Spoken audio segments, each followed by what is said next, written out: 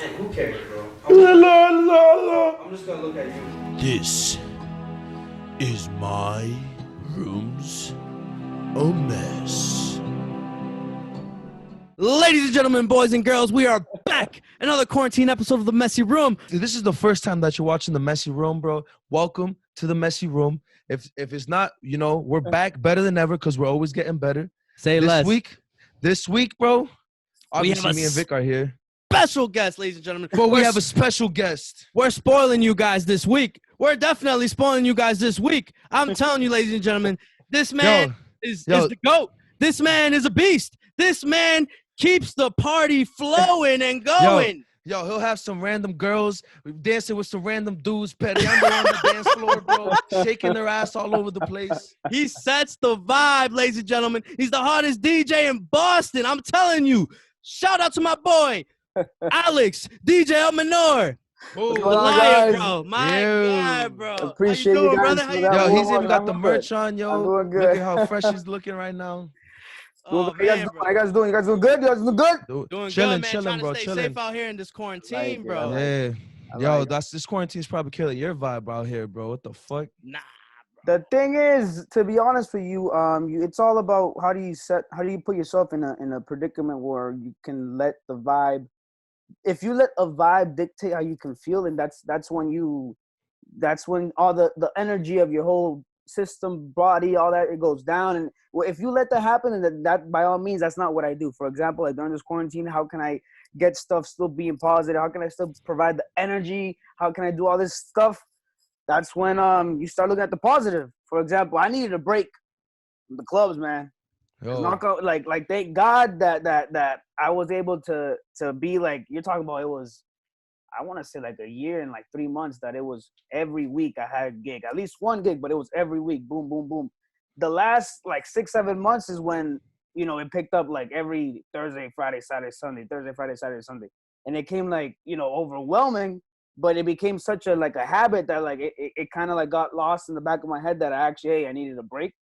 Now that I actually went to quarantine, it was like, yo, I really needed this break, bro. Not gonna lie. You know what I'm saying? Well deserved, though. You've been grinding, bro. I'm telling you, man, bro. I've gone to like Reap Mode, bro, and you play the best music, bro. That you ass, play the bro. old school, bro. You play the shit that we could dance to, and you play the shit that I'm singing at the top of my lungs, bro. You just have the hype flowing, bro. And like that's why I was like, oh man, like this quarantine's gonna suck, cause like people like DJs, barbers, things like that, where you have to like provide a service, bro. It's gonna get like, I thought it was gonna be like done. Like you guys were, it was gonna be a struggle. You can't do anything, no gatherings or nothing like that. But bro, you found a way. You found a way to still keep your name out there, bro, and to still keep it flowing. And no bullshit, bro. I'm in there, bro. Club Gamma, bro. I'm bumping, bro. Like how'd that start, bro? Because I seen Tory Lanez do it, but I saw you do it before him, bro. Was that just like you just thought of it like off the cuff, bro? The thing is that I started the live streaming DJing a long time ago. I started like a couple, like I want to say 2 years ago, and I went into depth to go into like what should I do so I could sound really good, because I didn't want to just be like have a speaker there and me DJing and go live and you just get the sound of the speaker. Like I wanted to see how I could provide the sound from my mixing board to the phone or whatever I would go, so I could hear, so people can actually set the Bluetooth up and hear me like if it was like an actual radio station. Yeah, like if you're fucking at the club and shit too. So that happened like 2 years ago, and then back then I used to use iRig. It's called an iRig. Okay. So that's what you basically, it's like a guitar compressor where you just go from my mixing board to the iRig, from the iRig to the phone. Back then they used to cost like $20. I think $20 is too much actually. I think I was like between $15 and $20. Now, 2 years after, when the quarantine started and like a lot of DJs started going live, that one I skyrocketed to like $60. I saw one going for like $80 or something like that. Damn. But you were on top of that shit already, bro. The thing is, like, there's so much things that like I had like a little bit of advantage with my peers that, like for example, one reached out like, hey, what are you doing? To use a compressor, to use this? Like, yo, bro, I don't use a compressor, because compressors can go for like $300, $400 just to go on the live stream and stuff. But I just used a $20 iRig. And then when I went to look at it, because I wanted to get two, so I could go from Facebook and Instagram at the same time, I saw like it cost like $80 and it was sold out. So I was like, damn. So the way that I basically went upon Club Kama was that I saw like a bunch of people like being down that they won't be going out to things and stuff like that. So the first time that I went live was on Facebook. I went on Facebook, literally like I didn't even tell nobody that I was gonna go. I just went on live to go like, you know, to DJ, to write my rust off a little bit. And then I had like at one point, the first time, I think I had like 152 people watching. And then I think I went for like an hour. Then when I finished, I had like a total of like 2,700, maybe like 2,800. That was the first time I streamed. So I was like, oh damn, that's actually pretty cool. I wasn't expecting that. Yeah. I never went live on Instagram though, because I just thought that on Instagram, you know, Facebook is different, because on Facebook you can actually share the post and you could, you know, tag them. Then people like, if you share it, like 500 other people see it, and then if someone else shares it, then 1,000 people see it. So like it goes like that. So on Instagram you can't do that. You can just tune in and then you can't really share it unless you screenshot it and then, you know, you tag me and stuff like that, if that. So I was like, you know what, Instagram is just not for me. Like I don't want to be the guy that is DJing and then they have like 2 viewers and stuff. You know what I'm saying? Okay. Not because I do it for the views, but it's just like, you know, it's a vibe, bro. It's a vibe when you gotta feel that shit too. You want a community like just listening to your music, bro. I remember that it was before like it really got bad, where like people were not supposed to go out at all. Okay. I remember I went over to one of my DJ friends' house, DJ Rico Suave and Fingers. Shout out to them. Shout out to them, yeah. So they was like, yo, let's go on live. I was all like, yeah, let's go live. So I'm thinking I'm gonna go live on their Instagram, right? So then they're like, all right, cool, let me see your phone. I was like, you know what? It's like 12 o'clock in the morning. Like, if I go live, I go live, whatever. So I hooked up the phone, and then, you know, I started going live, streaming, boom. When I'm DJing, I wasn't really paying attention to the Instagram viewers and comments. When I look up, I see like I had like 30, 40 viewers. I was like, oh, damn, like, that's actually not bad at all.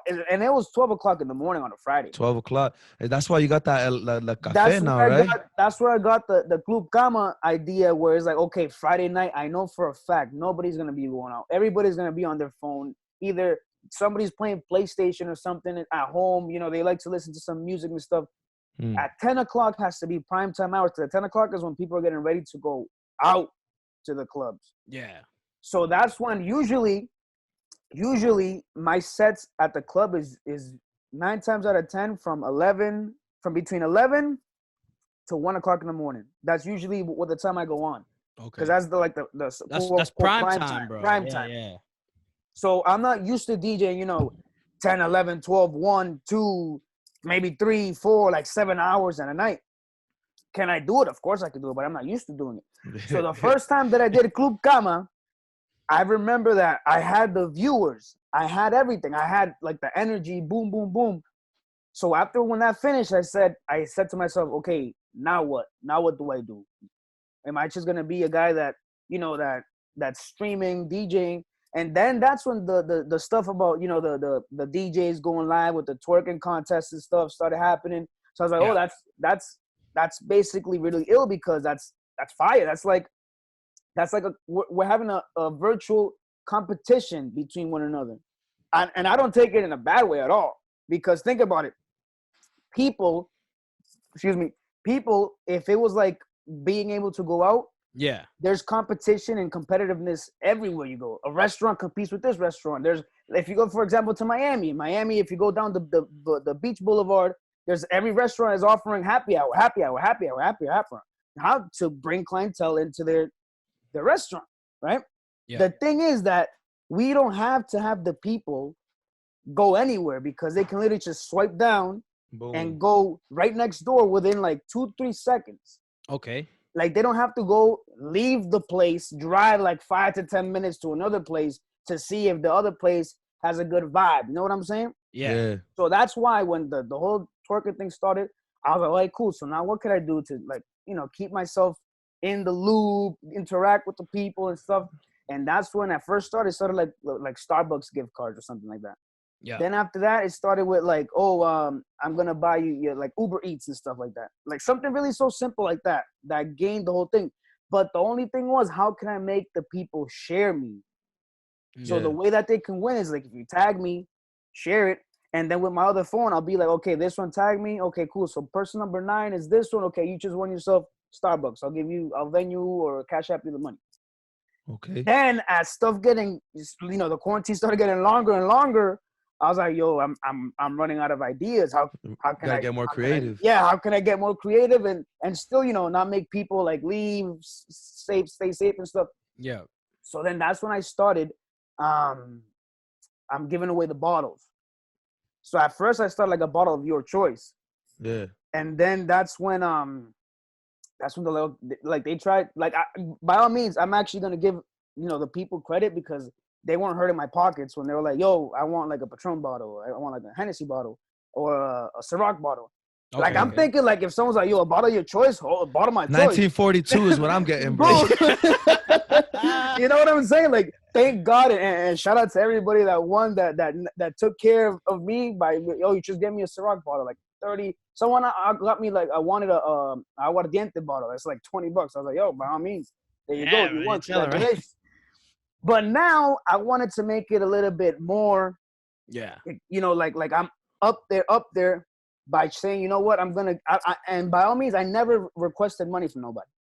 I never was like, yo, send me $10 to be part of this raffle thing that you can get the bottle. Now the thing was already free. So who wouldn't want to go watch a DJ, listen to some good music? Because some people, by all means, I met a lot of good people, genuine people, just DJing.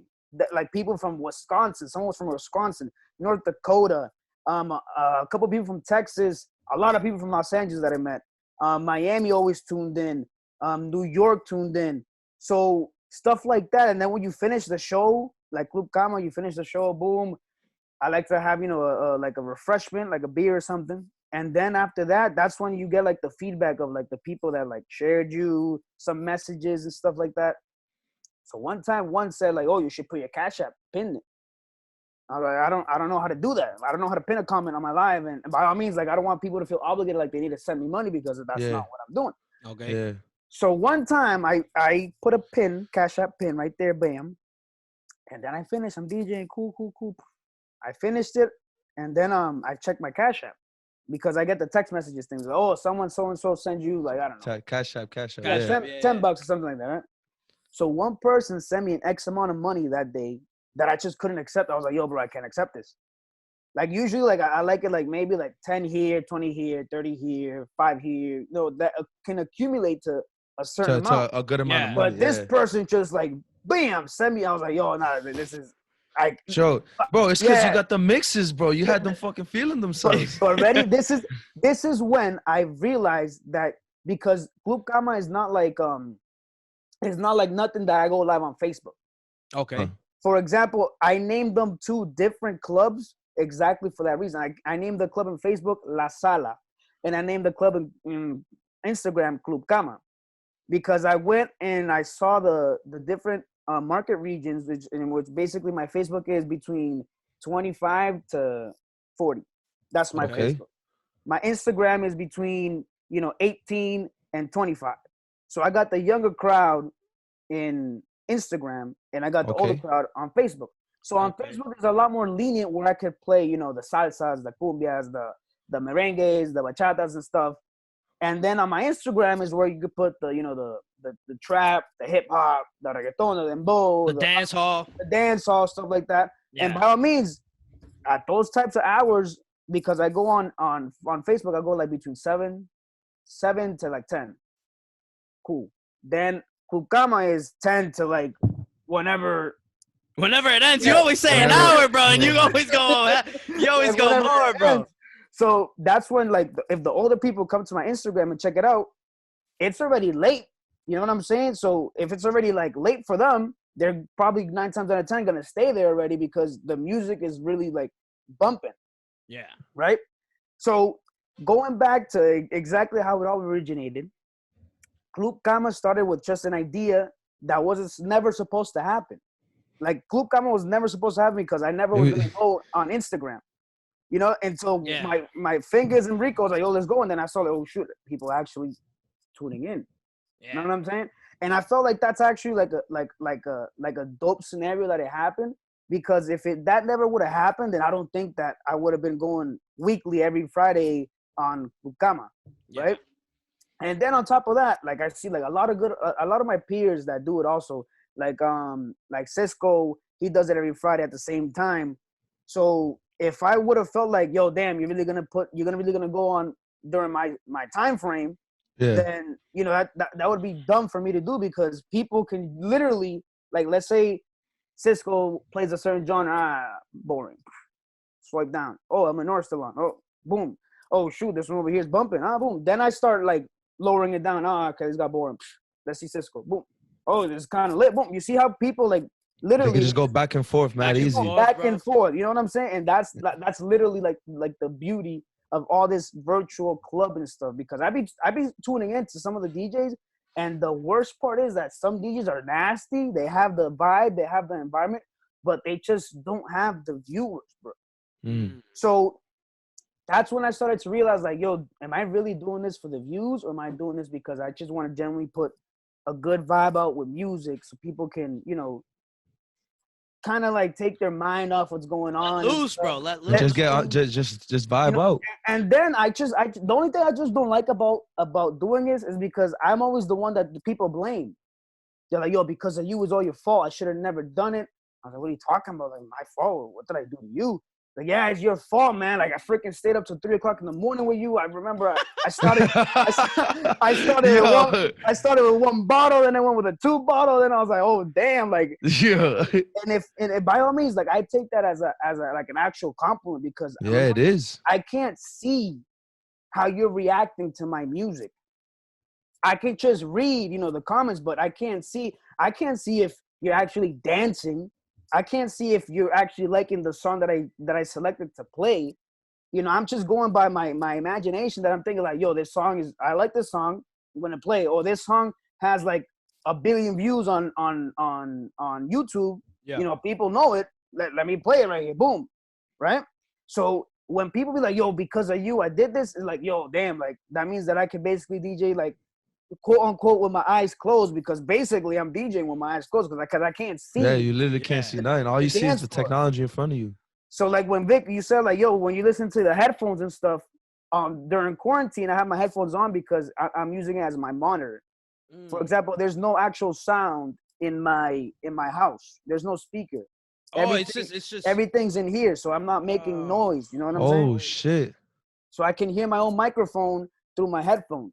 Now, when I'm DJing at the club, I always have my headphones, because sometimes someone requests a song and I might not have that song already queued up to where, it'll be perfect to go in. So I have to listen to this song and know how to go from this one to the other one like this. Okay.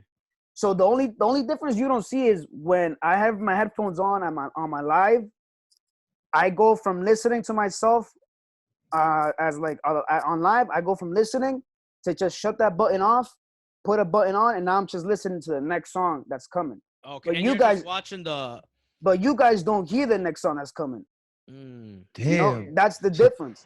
So I just press a button. Okay. I press a button, and whatever you guys are hearing, I stop hearing it. Then I press the next button, and I'm just listening to the next song that's coming. But you guys can't hear it. Then I shut that button off, and then I go back to listening to what you guys are hearing. Oh, okay. So you have to Then be you very make the attentive mix, there, bro. Yo, that shit's on the fly too. I was legit thinking, bro. I legit thought you like put a song on and then you memorized the other song, bro. And you were like, oh, yo, at minute 30, bro, I'm gonna play it here and it's gonna be perfect, bro. That's legit what I thought you were doing, bro. Honestly, I thought it was like you come in with mixes already made, like of what you're gonna play. Nah. See, and going back to like how the quarantine has like affected me, I feel like the quarantine helped me out. And it helped me out because like he said, like you felt like I went to the places with like a set already thing. The thing is, remember, there was a time where I would go Wednesday, Thursday, Friday, Saturday, Sunday, and on a good Monday, I'd work that good Monday. Okay. Right? So you're talking about like 5 days a week. You're playing the same tracks over and over again. So for you guys, for example, the song Te Boté. Oh my! Yo, that's the song that all the girls come in their friend. Te Boté. If we heard it like 50 billion times, this man has heard it. Yo, oh my God, bro! The first 2 months that song came out, I was sick. I was done and over with. You know what I'm saying? I was like, yo, are you serious? And sometimes people would ask me for like 2-3 times, sometimes at a club. Okay, that was before. It's still passable. Like now for me, it's like, all right, cool, it's passable. It's still a banger. Now for a song like, for example, like when Despacito came out, that song was really like people really asked for it a lot of times. And then you're talking about like someone that plays it, 4 days in the week. It's really like you kind of get caught up with playing the same songs a little bit, right? Okay. Just maybe like different combinations. Like this one goes after this one sometimes, and this one goes before that one other times, stuff like that. But what this quarantine taught me again, or not taught me, but like made me remember, was that there's so much music out there where you don't need to, like, before I started like DJing at clubs, I remember like I would be in my room pretending that I was DJing at clubs. And then I would go into my hard drive. I would like literally search up songs in my hard drive, like, damn, I haven't heard this song in a long time. Boom. With all this stuff that's going on, like I didn't have the time to go into my hard drive to be like, oh damn, I haven't heard this song in a long time. Let me put that into one of my crates over here. So when this quarantine happened, I started actually like going into depth with the old music. Like, damn, this is a bang. I haven't heard this one in a long time. Yeah, I started like listening to a lot of the old school Jolly Randy, old school Sonny Lennox. I started listening to the old school reggaeton that people be like, damn, I haven't heard this in a long time. Then I started listening to the old school bachatas. I started listening to some freaking vallenatos. So that's why, like, before, I never had my mixes made. I never went to a club where like my sets already like, oh, I'm gonna play this tonight. Yeah. But I already knew like I gotta play like these, like I can't DJ without playing these songs type of stuff. Like for example, before the quarantine started, I'm pretty sure that I had to play No Me Conoce Jay Cortez. I had to play Tusa. I had to play Dalex. I had to play Sech Otro Trago. Boom. Like I can't DJ if I can't play these songs, right? Yeah. So then the only reason my mindset would change is if the DJ before me had played the song already. That's when like, all right, cool, never mind. Now I could like bang this out with like some old school reggaeton or some like songs that people don't really like know about, but I could also save my back to play. So ready? Like, I'm gonna tell you like this. Let's say a local artist comes, right? Yeah. And he's like, yo, play my song. I listen to the song, all right, cool. The way that I would play that song that nobody knows about, it would be put a banger on first. Okay. Get people with the banger, right? Then after that one, put the new artist song, the local artist song, play that one. And the way that it will save me is by having a bigger banger already right after. Oh, so it's just bumping. It's like a sandwich. So it's like damn, you took the word right out of my mouth. It's a sandwich. I call it a sandwich. For example, like if like let's say we're talking about like the reggaeton genre, I would play, for example, I would play Ben Bailalo by Angel Cris before. Okay. Local artist second. And then I'd play after the local artist, I'd play Lo Que Pasó Pasó, Daddy Yankee third. Boom. Like that. Boom. And no one would even notice, bro. They're just fucking loving it. No one would feel the difference. That's why you're the number one DJ in Boston, bro. Nah, yeah, I'm one of the good ones. But the thing is, like I just have a lot of like the way that people actually think. Because when I was going to college, I took a marketing class, and it made it really similar, but it wasn't the same. But it was really similar to what I do, right? Okay. For example, like if you brought out a product, and then how can you make people like this product if there's already like 20,000 of the same products out there?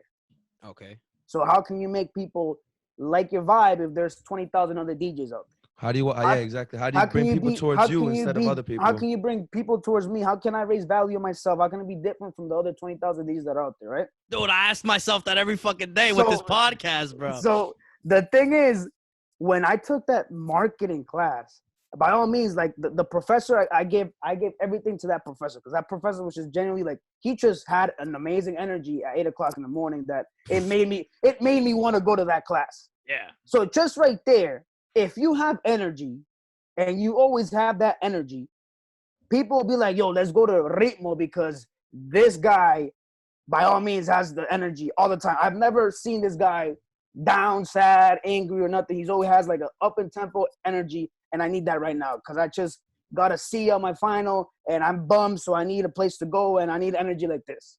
For example, right? Yeah. So That's the first and foremost thing that I just learned just by going to that class. That this professor always had that energy, always cracking jokes, always making it fun to actually go and learn something, right? Yeah. The second thing that I learned was how to put something like value towards a product, but I'm not a product, I'm a service. How to raise value into that. That's the second thing that I learned. Mm-hmm. So this guy, he's Argentinian. I'm not gonna forget this day. One day I'm really like, because I had to do a project, right? Yeah. I had to do a project, and at the end of the semester, I had to present the project. So he came, he's like, I suggest go on YouTube and look up oral communications because this will help you out on how to present your project. Okay. What he didn't know was that I already had taken that YouTube class. Like I already had went on YouTube like, yo, how can you communicate with someone a lot more, frequently? And this is why you see me talking with my hands, because that's how you can stay on focus and stuff like that. It's like if you're clicking a pen. So you know stay focused, yeah. You stay focused so you can stay on topic. So he's like, go on YouTube so you can help you present at the end of the semester. You got to present, a business idea that you think that is going to work out in the future. So I was like, yo, how the heck am I going to freaking make a freaking business idea over a service? So when he came, he's like, okay, so ready? We'll do it like this. You said that you are, premier Latin DJ. Okay. He asked me, do you think that the word Latin is going to scare away someone, let's say if I was, I don't know, Black, Caucasian, Chinese?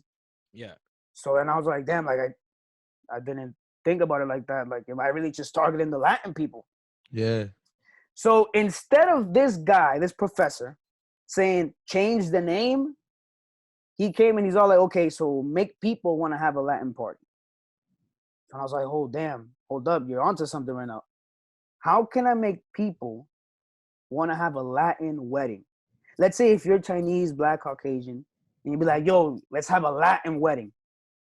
That'd be, so that's when you start thinking outside the box a little bit. By all means, like I didn't have to follow those suggestions, but just for him to be like turning a negative into a positive like this, yeah, you know what I'm saying? That's what really like made me realize, oh damn, like anything that I do, it can be either negative, but I can make that into a positive. For example, like flip it, yeah. Like if I by all means, I'm not perfect when I mix. Sometimes the music shuts off. Okay. My computer at one time froze. Boom. That's like a negative. You have like 500 people at the club dancing, and then boom. And then all of a sudden they're like, "Oh yo, shit, what bro. the hell?" So then that's when like the oral thing on YouTube came. The oral class on YouTube came, and I would grab the microphone as I'm like quickly trying to reset my computer. Boom, boom, boom. See what the problem is. Bam. Lower down the whole volume of the music, so that way, just in case the music comes back on, it wouldn't just come back on out of nowhere. Yeah. But one time I remember like it shut off completely, and I was like, oh shoot. And I knew what it was. I knew exactly what it was. The thing is that I accidentally unplugged the USB. Oh. So I already had the next song queued up, and the next song, thank God, it was a banger. So I plugged back the USB. I shut off the music. Boom. Effect. Bam. And I started talking with the microphone. Like I was like, yo, listen, I know a lot of people over here who celebrate the birthday tonight. Who celebrate the birthday tonight? Boom. Turn up the music. Bam. Bang it. No one would have thought that I had messed up. There you go. Too smooth, bro. I would have never thought, bro. And you know what? Those situations I practice at home. I'm not lying to you. Sometimes I practice those. Like, for example, I unplug the USB at home and be like, all right, cool. What should I do just in case this happens? Boom. Okay, this button's right here. This button's right there. Boom. Let's see if the computer doesn't go back. I already have an auxiliary cord right next to it with the iPhone thing, so I can just hook up my phone, play music with my phone. Boom. You know what I'm saying? These are stuff that I actually practice just in case it happens. Like, that's smart, bro. That's smart, bro. You would think that I'm going to war, bro. Yo, but that's good. But that's why, that's why you're a respected DJ, though. Bro, no bullshit, bro. If my music shut off and I was a DJ, bro, I would fucking panic, bro. I would be like, I'm sorry, ladies and gentlemen, I didn't know what I was doing. That's what I would fucking freeze, bro. Yo, nah, but go ahead. Yo, so damn, like, so if you're preparing all this shit, you've obviously been DJing for a while, right? 13 years. 13. That's crazy. Holy bro. Shit. When did you start? I started at 11 years of age. That's damn. crazy. What inspired you to be a DJ? To be honest, for example, a lot of people take the the concept that my dad was a DJ, so you know, I have to be Yeah. a DJ. But the thing is, my dad never forced me to be a DJ. The problem was that back then I would sleep over at my dad's house, and he would always go to work. Okay. Like he would go to work by like 9 o'clock. He'd be out. So I would stay home bored. So he left his mixing board there.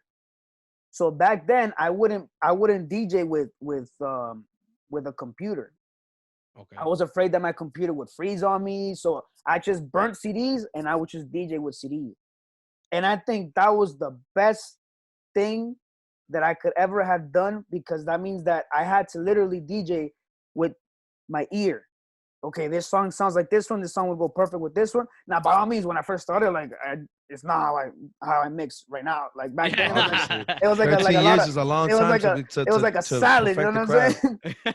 So I DJ with CDs, and back then, bro, what I used to do is like what Vic said. Vic said is it's not that I memorize what song goes like this. The thing is, I wrote down what, like, for example, on the CDs, a blank CD, I'd be like, okay, number one, you gotta skip forward to 1 minute and 53 seconds. Boom. That's when you gotta get this song.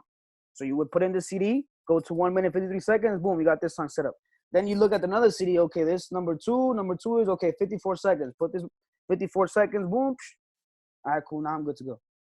That's crazy, bro. The Man. bad part about that was that one time, remember when I was DJing with CDs, there's no such thing as like, hey, can you put this song on? And if I don't got it, then You're screwed, bro. then I don't got it. Shit. You know, I can't just go on YouTube and download it. Like I don't got it. That's why I remember I used to go with my dad back then. There was a store at Square One Mall right by where Best Buy, the entrance of Best Buy is. There was a store right next door where they sold a bunch of CDs,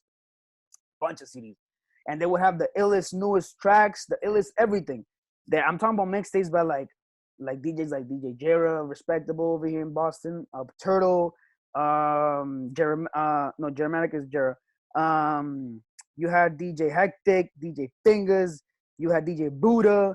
There was everybody, like you had like mixtapes constantly coming out and coming out and coming out. Yeah. So mind you, my dad still to this point has never been like, hey, listen, this is what this button does. Everything like So everything's just yourself teaching you. everything and was just practicing. myself. My You dad just bored at the house, bro, touching yeah, buttons, bro. boom, touching buttons. Then, like a couple years later, I was like, oh, cool, let me give this laptop like A chance. a chance. So back then, I would DJ with virtual DJ, and then I remember I made my first mixtape on my virtual DJ, just the computer. I did not use no turntable, just the computer. Okay, Yeah. so I remember I made Reggae Dancehall Volume 1, right? It went out, Okay. put it out on SoundCloud. Then I made a second one, Reggae Dancehall Volume 2, went on SoundCloud. This was like 2000, let's see, I want to say 2011. Right now, yeah. Let's see, I was 16. That was what, 6 years ago? No, that was 7 years ago. So it was 2013 actually. 13. Okay. 2013, Bronx whining was like the heavy plate. That was, bro. It Everybody was, was bro. Bronx Everyone whining. was, bro. Facebook. Boom. That's all Facebook was full of, bro. So the thing was that I hear everybody talking about this Bronx whine. And then I see the whole like the whole Facebook whining videos and stuff of everything. So I was like, you know what? I see everybody doing it. So that's when Dancehall Volume 2 came out. When Okay. Dancehall Volume 2 came out, it picked up a lot of pull. And I think right to this day it has like 35,000 plays or something like that. Just, and mind you, and I had to close that SoundCloud because someone tried to hack it. But that's a different story for a different day. But when I see like I can't keep the stats with Reggae Dancehall Volume 1, Reggae Dancehall Volume 2, Reggae Dancehall Volume 3 because I just don't have that authority with that account anymore. But every now and then I go back to like that old account because it's still there. And then I look at the plays and it's still going up and up. And you can listen to that mix and you'll think that I'm DJing with like a big mixing board. But that all just came from my laptop. So fun fact, those mixes came from my laptop.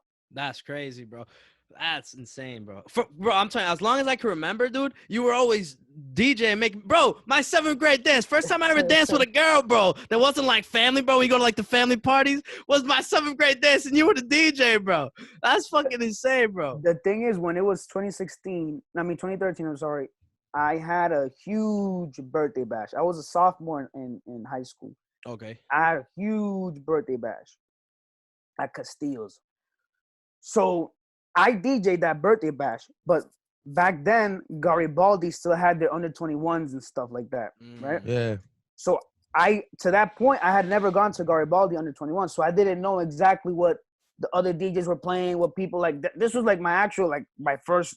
That's your first gig? That first gig at a nightclub was my 16th birthday bash, under 21. So I remember that I wanted to play the cha-cha slide. My dad's like, yo, don't play that. No, don't play that. That song is like, you know, for little kids and stuff like that. I was like, yo, bro, you're not going to tell me what to play. I'm going to play it. Boom. So, bro, I never saw a club do the cha-cha slide till I played that, right? But it's something different. You know what I'm saying? Then people start asking for like them bowl dance on stuff. So basically, like the little jokester of the night was the cha-cha slide. But then after that, like people enjoy. You're talking about like for my 16th birthday bash, there was people like I never even met before. I think I only had like a good like 20 people that I knew that went to my birthday bash, and I had like 197 people in Castillo's that night. That's great. So they imagine from those 197, only 20 of them I actually knew. But that's like now to this day, like now those 197, I think that I know like a good like over 150 that went to that. There you go. Yo, it's because you've come a long way, bro. So now obviously, before this quarantine hit, bro, you started at Rimo. You were going a couple weeks in, right? I was going. We started February 14th. I went for my birthday, bro. We I think we had a month and a week maybe, and then the last weekend before quarantine, I remember I did Ritmo, Congas, and then I did a brunch on Sunday, and then I worked at El Cielo at the night. So that was the last hurrah. And by all means, bro, everybody went out that weekend. Like people weren't like, yo, I'm not gonna. No, everybody went out that weekend. So to be honest, like the way that I see it, because we're like phase 4, the last phase that I don't see us opening anytime soon. I'm hopeful maybe by at least October, a couple months at least. But when we're open, I really feel it's gonna be crazy, bro. That is gonna be crazy. People are gonna go. Yo, you're gonna have bro. You're gonna have to be crazy. The mixes, you're gonna get requests every 5 seconds, bro. Everybody's gonna want to hear this song, that song, bro. You gotta be on that shit. That's what I feel. And I to be honest, like it's such a shame that so many albums dropped, so many songs that are good dropped. Yeah, legit. That the Bad Bunny. Yeah, exactly. Like Bad Bunny, he just comes out with gold, right? Literally gold, bro. So everything that came out during this quarantine, like I don't know if I mean, yeah, it's good for us because we're bored. We don't got nothing else to do. We're gonna listen to music and stuff. Yeah. As the thing is, this quarantine happened like when it's about to be summertime, so the weather's gonna get hotter. People are gonna get desperate to like if they really need to stay at the house, can they go, you know, for a swim or somewhere, the lake or something?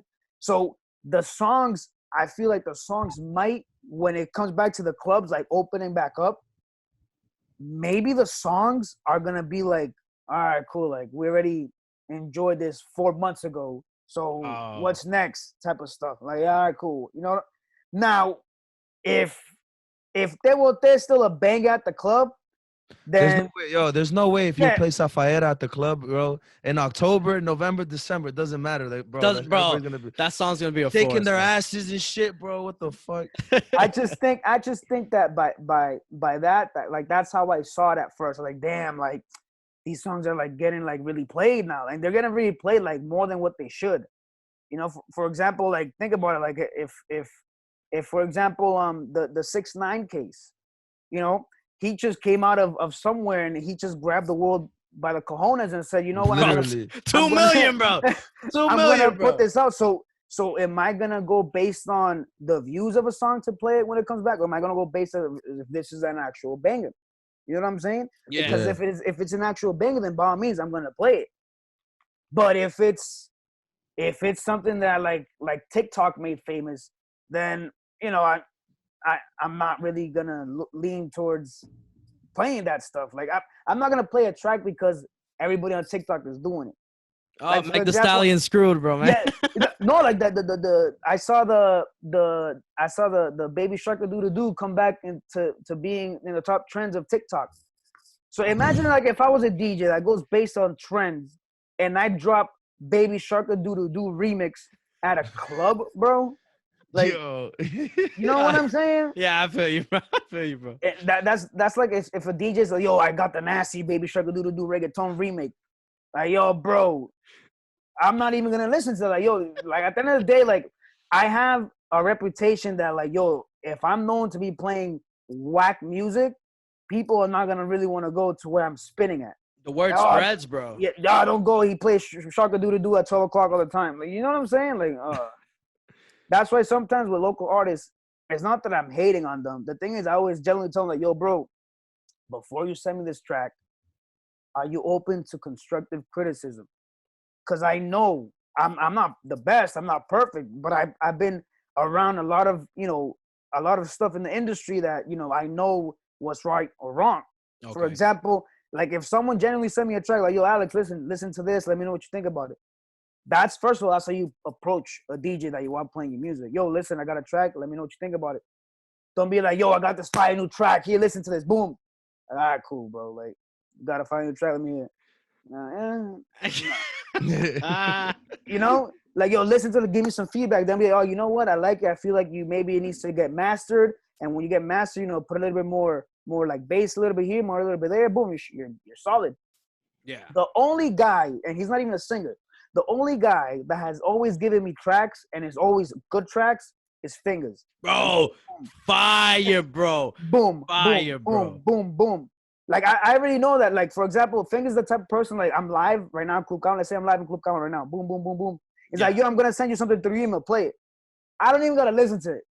Like, I'm gonna be the first one to listen to it with you guys. Boom, play it. Because I already know that it's like, good. Like, he has an ear for something. Now, that's why I remember Fingers one time told me, you got to be around people that will tell you what you need to hear as opposed to what you want to hear. So I feel like 100%. if you're a local artist and you're around people that are going to be like, yeah, bro, that's fire. Yo, that's fire. Put it out there. And they're going to be like, yo, bro, I'm not going to lie to you. It needs a little bit more. I don't know. It needs something. And if that person gets offended by you being like, yo, then by all means that you have every right to not talk to the person anymore because you're trying to look out for them. Like, you don't want someone to be like, oh, this guy It's trash. Yeah. I feel you, bro. 100%. Like when we first started the podcast, we really wanted to get feedback, and we'd be like, "Yo, what?" Like I sent it to everybody. Yo, what you think? What you think? Oh, it's pretty good. It's pretty good. Like, and I'd be like, "Nah, like honestly, tell me. Like, you're not gonna hurt my fucking feelings. I'm trying to get better." Like, and then all of a sudden, people were like, "You swear too much. Yo, you're making fun of Jason's nose too much." Like, it was just. I was like, "Oh, damn." And those are still the two things that you're doing right now, bro. Nah, but like the not I don't want to say negative feedback, but just like the growing areas. Ready? That hit me like good. It like helped us out. Idea. I'm gonna trademark this idea before you guys take it. All right.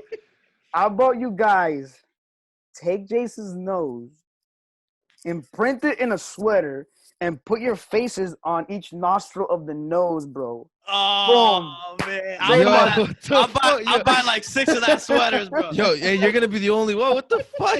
Yo, I wouldn't wear that shit. I'd wear it, bro. I'd wear like 3 of those shits, bro. Bro, listen, like I'm telling you, when I tell you that you'll be surprised how many people would wear someone, I don't even know how much it sold for, but someone bought a banana taped to a wall for like, I don't know how much money.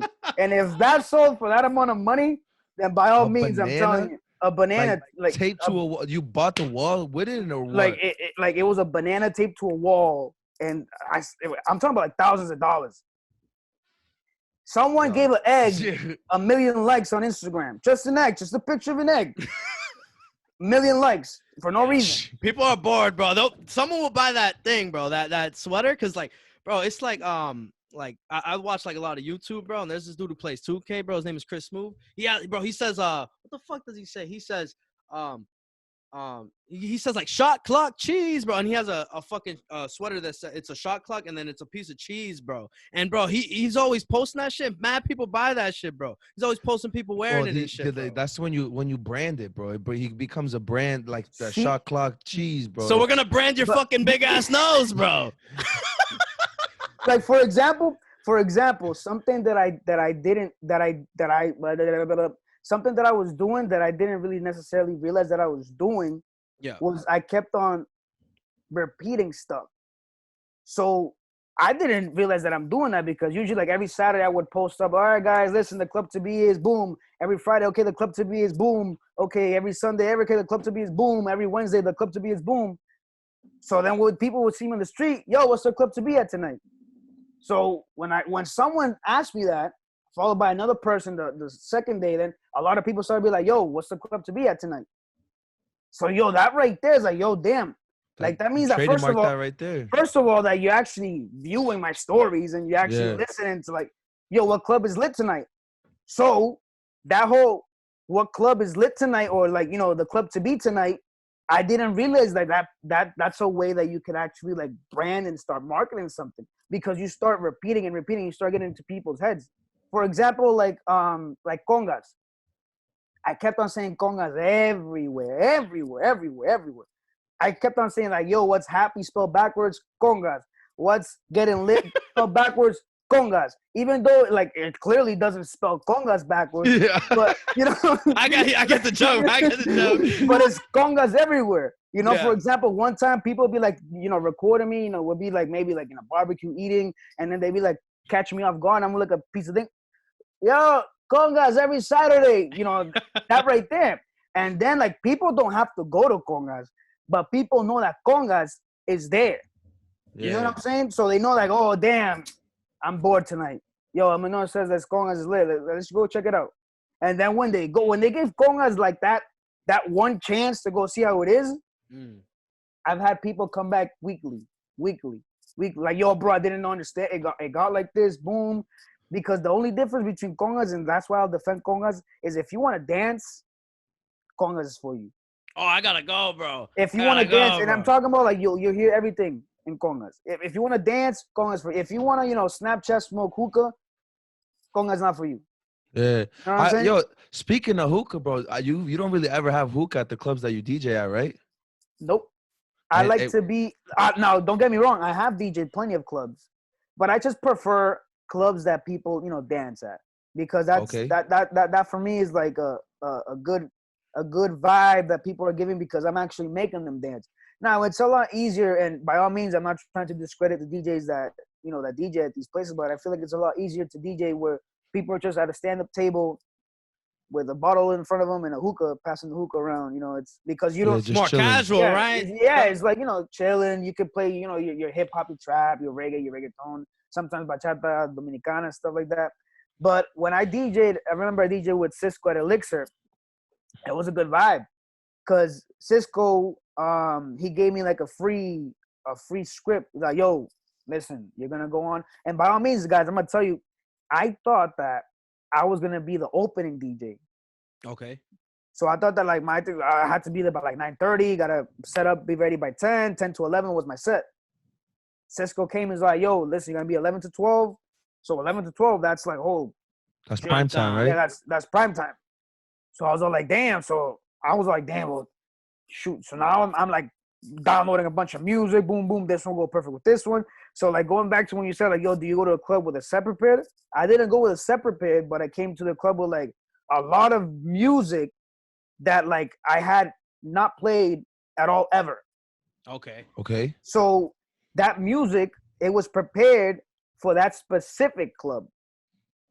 So you see the difference? I didn't go there already with it, but I had already a music that I had selected just for that club. Okay. Right. Like you didn't just have to press play, right? Exactly. Yeah. I didn't just have to press play, you know, and I didn't have to go like, you know, boom, boom, boom, this song. It wasn't like by order either. It was just like I made a file, a crate, like with 120 songs. Like I can play it whenever, but you know, that way so I can get an idea of, you know, okay, maybe they like this song, maybe they like that song. The only bad thing about that club was that you just didn't know if they were vibing with it because they weren't moving. obviously you can save yourself with the reggae, the dance and stuff because that's just a danceable rhythm to do it. But when I was there for that first night, it was epic because I was doubting myself. I was like, yo, damn, I'm really prime time with Cisco. Cisco's like one of the best DJs in Boston in general. So I was like, damn. So he gave me the free form. I'm like, yo, bro, just do your thing. I'm not gonna tell you don't play this, don't play this, do your thing. He had the confidence you. He gave you the So green. I was like, yo, bro. I was like, yo, if I let this guy down, I'm not gonna come back to Elixir again. He's gonna be like, yo, this DJ, he's not gonna come back over here. You about to get blackballed or some shit like that. So then, bro, and usually, and Cisco and I, we never talked money. So I'm expecting like a minimum local bar thing over here that I would get at Chelsea or Revere. Okay. Yo, this guy paid me way more than what I thought I was gonna get paid. Like more than I would have gotten in Boston that night. Damn. Like he paid. He's like, here's your envelope. Boom. Good shit. Boom. So obviously I'm not gonna open it in front of him. So I waited to get to the car. I'm driving home. Then I look at I was like, yeah, how much did I get? So I see the first two. Then I'm thinking like the following two is like like the different types of amount. Bro, the other twos is like holy. Then I see like a third one. I was like, yo. So and I was all like, so I reached out. I was like, yo, bro, listen, thank you. It was a pleasure finally getting to spin with you, blah blah. So then going back to like the difference between congas and the thing is congas is for people that want to dance, have a good time. It's local. They don't have hookahs, and by all means, we thought that hookah was gonna be like affecting us. It has never affected us. And you're looking at like before quarantine, like on a bad night, we would hit. Thank God we would hit like 300 people on a bad night. On a bad night, on a good night, we've hit like 598, 610 around there. Damn. A lot of fucking people, bro. Getting people in there. So, yo, what do you think makes you a good DJ? Like what do you think attracts people that from El Menor, that persona that you have? First and foremost, I feel like my charisma is huge. Okay. People sometimes they don't even hear you spin and they already don't like you because you might come out as arrogant, cocky. Yeah. And that's a really like a downside for a DJ because if someone's not gonna go to the club because they think that you're cocky and arrogant, that's an L because you might be like a nasty DJ, but if you're not like, your personality is not like welcoming or stuff like that, then, by all means. Now, I never ever speak to nobody when I'm DJing. Like I'm always on mode. I'm focused. Okay. I'm never on my phone. Boom. Like sometimes I can't stress enough. Like sometimes when I go on set at 12 o'clock, I don't touch my phone till 2 o'clock in the morning. So sometimes people be like, yo, I'm outside. Yo, get me, yo, boom. I don't read those because I'm not on my phone. So when I'm DJing, I'm like on me. So like sometimes when I'm on my zone, and one time I remember someone came up to me, and I was like DJing. I was literally in the transition of a song, and when I'm gonna go mix, the person grabs my hand, so it sounded horrible. Like the transition sounded horrible, just because that person wanted a birthday shout out, right? Yeah. So then after that incident, like I kind of got upset. Not upset at the person, but upset because the mix just came out bad. So they fucked up your craft, bro. Yeah. So the people are like, I hate it when someone does that. Yeah, what the I hate that shit, bro. They look back at the DJ like, yo, what the hell? Yeah. So after that, that's when I started to have like not a bouncer, but a person that's right next to me because that person is the one that would handle oh, this person wants this song. Yo, you play this song. Oh, happy birthday to fulano de tal, something like that. Okay. Because it's better off for me because that way it doesn't necessarily interrupt me. And then that way when I see like, yo, whenever he has time, that's the perfect time so I can say this to him, right? So what made me like a good person or like a good DJ, that I feel like I'm a good DJ, is the charisma, right? Okay. And second is the way that I learned how to DJ was obviously with CDs. So if we're going back to the DJing question, by me learning with CDs, I managed to learn how to play a song with like an original song. I'm talking about like if I just downloaded one song right now from YouTube with another song from YouTube, like you literally have to like ear to ear, listen, okay, this song goes like this, so this song you gotta grab it right here so it can go perfect when this song ends like around this time. Boom. When you learn how to DJ with no intros, that's what really catches your attention because now I feel like DJing has gotten a lot easier, man, a lot easier. Because now you can see on the computer the sound waves. So in order for you to be on beat, you just gotta match the sound waves as the 2 tracks go and play. So it's easy This for a man's DJ got to it be, down to a science, bro. you know, it's literally like that. So like if a DJ sees that this sound wave is like this and this sound wave is like this, the DJ has to slow down this one so it could blend. Reach the same blend. level, You know so what you I'm can saying? mix it. Yeah. So it can reach the same beats per minute. Now me, I remember when was it? I was live on Facebook this week. I think it was. Yeah, it was this week. I remember I was taking something to drink, and then I remember that the place where I was supposed to grab the song, Yeah. it went like I was like, damn, like I'm screwed now. I gotta wait like another 30 seconds. If I was using intros, I would be screwed because where the song went, I had to already started playing the intro so the song could go like this. Okay. But since I knew how to blend without intros, I just have to wait for I call it 4 beats. Is 1, 2, 3, 4. Okay. That way you just mix the song right there. You grab it, boom. It'll sound like literally like a puzzle. Like if you just found a piece to a puzzle, like yeah, bingo, it's perfect together. Boom. So I was drinking and I was like, oh shoot, boom. So I played this song. I just faded in and out, and it was like if you didn't feel the transition. And someone commented on that. I don't do it so people can be like, yo, that was nasty. That was a nasty thing. The thing was like someone commented like, yo, bro, you literally didn't have to look at the computer because you already knew where the song was supposed to go or what time or what place or what boom, whatever. You know what I'm saying? Yeah. Nowadays with computers, some people, I don't like to like comment on that, but some people like to say they're laptop DJs. Like without the laptop, they wouldn't be able to DJ. Spin. But Yeah. you already did it with CD, so you exactly, I prove did wrong. it. So I started learning with vinyls. You want to hear a funny story, bro? With vinyls? Oh shit! Oh shit, bro. So I remember this was I got booked to open up for Osuna at Providence at the Roxy's. Now it's called the Strand, if I'm not wrong. Yo, real quick question. So do you get to meet the artist that you open for? I'm gonna get to that. Hold on. Oh shit! Oh shit, bro. So I remember I got booked to open up for Osuna. So I'm driving over there, and I'm going with my controller. Right. The bad thing is that I kind of went late. I showed up like 5 minutes late, so I didn't have time necessarily to like set up myself. Okay. So then when I showed up, I went to the stage, and then when I look up, I see that the DJs, because it was me and 2 other DJs, right? I see that they already set up. They already set up a mixing board that has 2 channels for 2 laptops, and they set up the vinyl turntable. And bro, I had never DJ'd with vinyls. Oh never. Shit! Yo. So then Did you fuck them shits up, bro? So listen. So then me with my ego, I was like, yo, I'm not gonna be this DJ that's gonna be like, yo, I can't DJ with this. I gotta set up my controller. You know what I'm saying? So I was like, yo, you know what? Fuck it. I'm DJing. So That's crazy, bro. At first, I left. I remember I left like a good like a 30-minute mix so I can get the hang of the right side of the vinyl of the mixing. Turntable. Yeah. So whenever I would like let go of it, that was basically like my cue. So that's when the intros kind of came into play because that would be a lot easier as opposed to just like trying to scratch to a normal song because I couldn't do all those fun fancy tricks.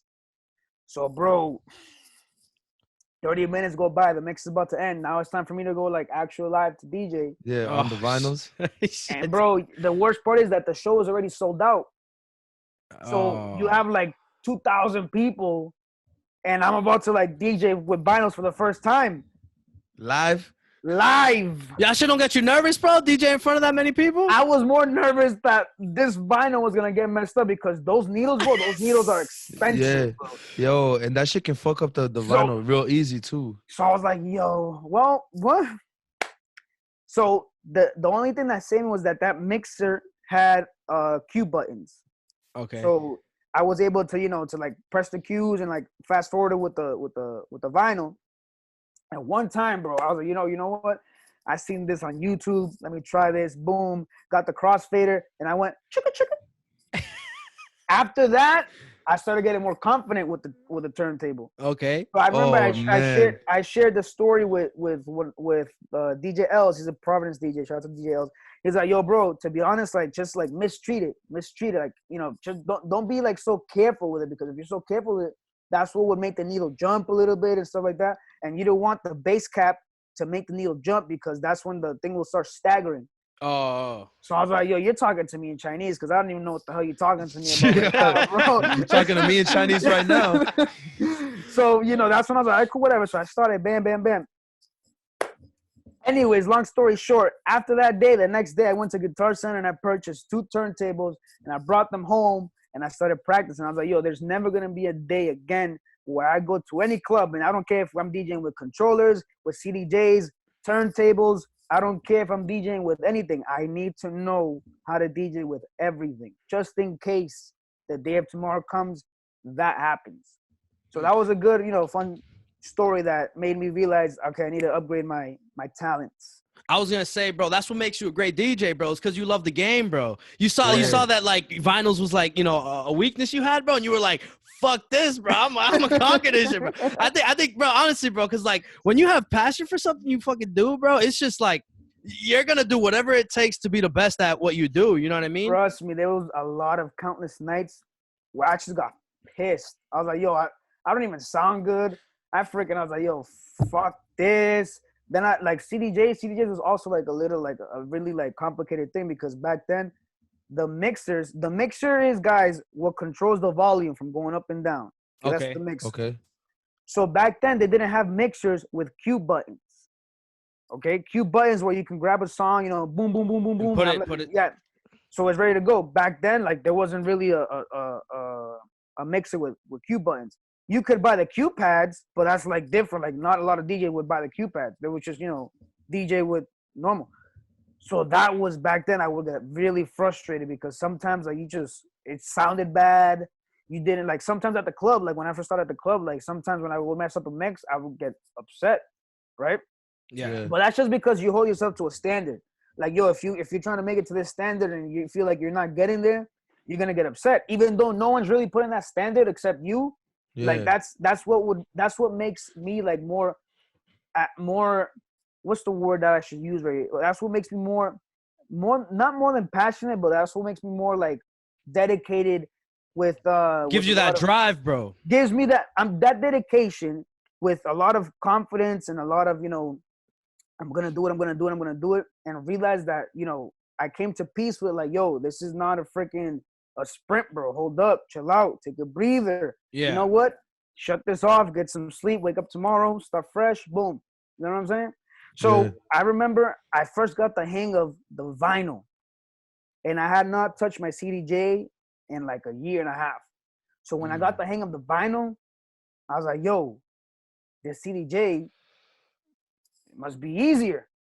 So I grabbed the CDJ and I started practicing the CDJ. Boom, boom, piece of cake, brother. Like now, when I see controllers, I call them toys because they really feel like toys compared to a turntable and to a CDJ. Like controllers are toys. Now they come out with newer technology and stuff like that, but that's besides the point. I feel like some DJs, for example, there's this something called the sync button. I don't know if you guys know what sync means, like in sync. Sync, when you put them together. Put them together, okay. So there's this sync button on a DJ control that makes every song sound the same. So you don't have to like go up and down the beats per minute. No, you just press sync and it'll match. It does it automatically? Does it automatically. I'm about to be a DJ. I just gotta press a button. So there's a it's not easy, bro. So there's a lot of DJs that they're opposed to DJs that use the sync button. Like this guy just used the sync, like he would be nothing without the sync button, blah, blah, blah, blah, blah. So me, the way that I see it is there for a reason. Like I don't use it, but if you feel like you want to use it and need to use it, then by all means use it. You know what I'm saying? Like I'm not one of those DJs that when you go into the club, you hear like every 5 seconds. Like that's not why the people go to the club for, to hear me scratch, So that's not me. I give credit when it's due to the DJs that do that, but that's just not me. I like to mix really smooth. I like to mix really concrete, boom, boom, boom. I like that every song that goes after a song is a better song than the one prior. It sounds like a reoccurrence. It just sounds like one endless song. It sounds like one endless party, bro. Yeah, exactly. And then you'd be like, because I remember, and actually, time out. Going back to your question, Jason, if I meet the artist, I do meet them, but I'm not the type of DJ that likes to take pictures with the artist. Like, hey, boom, what's going on? Boom, yo, good show, dope. Boom, like yeah, boom. Because like I like to build like that type of like friendship type of thing. Yeah. That way, like he sees me. Once I start talking to them, like I'll talk to him like a quick 5 minutes, and they'll probably leave the club. But like those 5 minutes, whenever he'll come back to town, and I'll go visit him, like boom, boom, boom. I have some artists WhatsApp. I have a bunch of artists on Instagram that they reach out to me like something. Hey, listen, I changed managers, but whenever I go back to Boston, we'll catch up, stuff like that. Now, if I was to be like, yo, listen, hey, let me take a picture, boom, all right, cool. Yeah, that just throws them off, bro. It's like there's more than just a picture. Like that picture I could take 5 years from now if I already built that friendship with them. You know what I'm saying? Yeah, it's about building relationships more. So that's true, bro. Honestly. So bro. yes, I have met, and I actually have met a lot of artists, but I have. Can you name a few? Let's see. There, that's actually a good question. Fuck. I remember. Osuna is obviously one. I met Osuna like 7 times, bro. I've DJ'd his shows 3 times, and I've seen him 7 times. Okay. But I've met Wisin y Yandel. I've met Gilberto Santa Rosa. I met Zacarias Pereira, Frank Reyes. I met all the classic bachateros, bro. I've met Don Omar. I met Aventura. I met Aventura. Romeo, bro. Yeah, I met Jordy Boy. I met it's a long list, man. Nicky Jam. I met Nicky Jam. Nicky Jam's from Lowell, bro. I watched the documentary, bro. Lawrence. I fucked up. Yeah, now I can never be friends with him, bro. Nah, but they're all good people. The only people that the only artist that was like really like I'm here to do my show and then I gotta leave was Toño Rosario. But other than that, every artist is pretty lenient. But sometimes you gotta respect. Like some artists they don't want to just like stay. They want to go to the hotel. They're tired, stuff like that. Yeah, it's work. It's not just partying. Yeah. Yo, honestly, does it feel like work or does it feel like partying to you when you're at the club? I was thinking that too, bro. I clock in once I leave my house. So once I leave my house, I'm like okay. Let me when I go in, the first thing I do is I usually go get a drink, listen to what the other DJ's playing. All right. Like people don't understand. Like this is what I'm doing, bro. Like I only socialize after I'm done DJing for the night. Yeah. Right. So prior to that, I'm listening to what he's playing. I gotta make sure that maybe sometimes that tables are tables that are booked are seated properly and stuff like that. And people sometimes be like, "Yo, this guy just walked by me. He didn't say hi." Like, yo, it's not that I didn't want to, or I just didn't have the opportunity. It's just you're in the zone. Like, yeah, I'm in like my zone. Once I'm done, then that's when I like, all right, cool. And then he's hopping back on. All right, cool. I go, I put on my cologne, go say hi to the people. Hey, what's up, boom? How do you enjoy? You having a good time, boom? And that's it. And people now that they manage to respect that, and that's why back then what I used to do was every single time congas ended, I would stand outside and thank everybody for coming. Like, yo, thank you, have a good night, be home safe, drive home. Oh, thank you for coming, boom, boom, boom, boom. Just so you know that people could be like, yo, I saw him DJ, now he's saying thank you, boom, boom. I'm not doing it because I need to do it, but it's something that so people would be like, yo, he's not this just dude. He's a cool ass dude. He's not just doing it for money, bro. Dick, you know what I'm saying? Because in general, like I'm not a dick, but the thing is, like when you're working, you're not gonna be on your phone working. You're not gonna be talking to people while you're trying to do a job. Yeah. If you want to take your job serious, you gotta, that's why I'm not considering myself to be like the best DJ, but that's why people like their opinion is like, yo, this guy's official because I take the craft really serious. So for example, I remember that for my birthday, not this past year, the year before. This past year you had Alex Sensation, right? Yeah, this past year I had Alex Sensation. We can get into that in a little bit actually. But prior to that, before I started to be more like when I hop on, it's a show type of stuff. Okay. Yeah. So I remember every single time, like 2 years ago, I would go to the sound engineer, like, hey, listen, can you equalize my microphone? And can you make sure that when I go up, raise me up a little bit? Then I started requesting like LEDs and stuff like that. So when I hop on, boom, the last thing I had requested, and I saw this when did I go to? I think I went to go see a concert somewhere. The point is that he had CO2 like, so when I was like, yo, dope, if we have CO2, I'm gonna need CO2. So then when Alex Sensation came, this guy literally like obviously he's not like the best DJ, because like there's obviously some DJs that are better than him, but he's the god of the Latin DJs. Okay, Yeah. Right? okay, You know what I'm okay. saying? A lot of people, like, I look up to him because he's making a living off of a What you career that do. a career that I want to make a living off of. So basically everybody want to get to that level. So he's just like a standard. Like, oh, okay, yo, get to there. So when people compare me to him, like, that's a compliment. I'm not gonna take it as an insult, even though I'm not trying to be like him, but it's a compliment. Now when he came, bro, I remember that this is what I learned from him. My dad sent me his requirements. So Okay. this guy was all like, yo, basically what he said was like, yo, I can't perform if there's no subwoofer behind me, there's 2 monitors, there's CO2, LED wall, there's trusts, can't perform if that's not there. If none of that is there, If before I go on stage that's not there, like, I can't perform. That's basically what the requirements said, right? And by all means, when I read that, I was like, yo, damn, like, that's crazy, because you know that right there is what made that show him. Like, that was his show. Like, for him to yeah. perform to that level that he always performs, he, now does he need it? I don't know. That's for something you need to ask him, not me. But for that show to be possible, like, you need that type of stuff. Yeah. So that's when I started like requiring, like, yo, I need CO2. That's like my minimum need. I need CO2. That way, like, when I go on CO2, holy shit, fuck. You know what I'm That saying? DJ El Menor is here, like that, bro. Yeah. That kind of reminds me of kind of like how Travis Scott himself, like he has, like, when he does a show, if the show is not exactly how he wanted, he gets tight, because it's like that's when you put your passion into it. That's why it's your show. That's why people respect you, and they're like, when DJ El Menor comes up, they look at you and they're like, damn, this dude coming out here with the CO2, the LED lights, and it's a whole vibe. That like that's the passion that you bring when you go and DJ. See, the thing is, um, for example, like, I listen to everything, bro. Like, Yeah. that's like, I feel like I have one of the toughest DJing jobs, and to not discredit no other DJ, but I don't consider myself just a Latin DJ.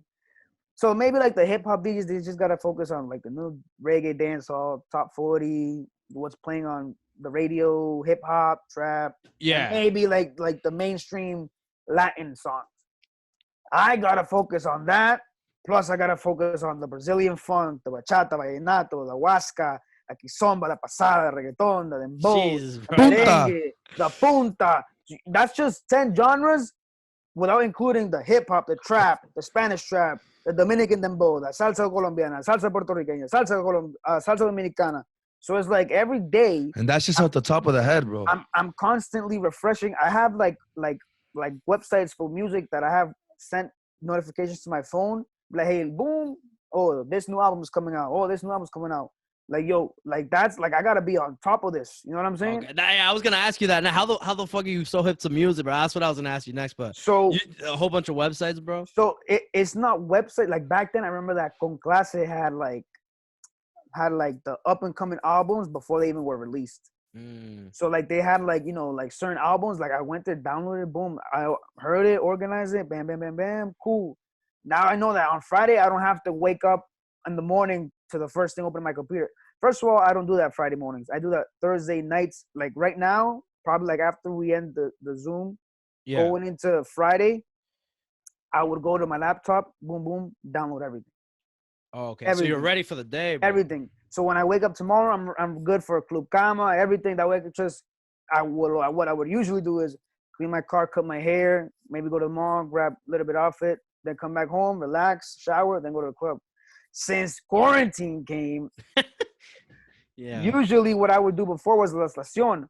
But when quarantine hit, I decided to leave La Estación on pause because I rather prefer people to see me live as Okay. opposed to pre-recorded. Because when I go on my lives, I like to interact with the people that are joining in. Like, oh, yo, Jason, yo, thank you for joining in. Yo, by the way, tune in to Our Room's a Mess every Sunday. Boom, boom. Hey, Like, yo, don't get me wrong. Like, that little thing, that little comment, you like, when was it on Facebook? I think it was Tuesday, right? Taco Tuesday, yeah. I was on Facebook, and then one of my friends, he owns Plaza, not Plaza Mexico. He owns Cinco de Mayo right here in Revere.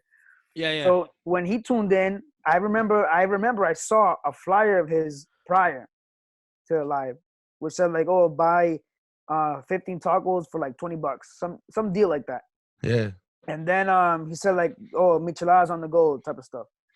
So when I saw him tuning in, I was like, yo, boom, boom. And then when the song, like, this is another thing also, and I don't want to like confuse the topic, but a DJ should know when to talk on the song, because if a DJ's talking over the artist singing, then it just sounds, Yeah.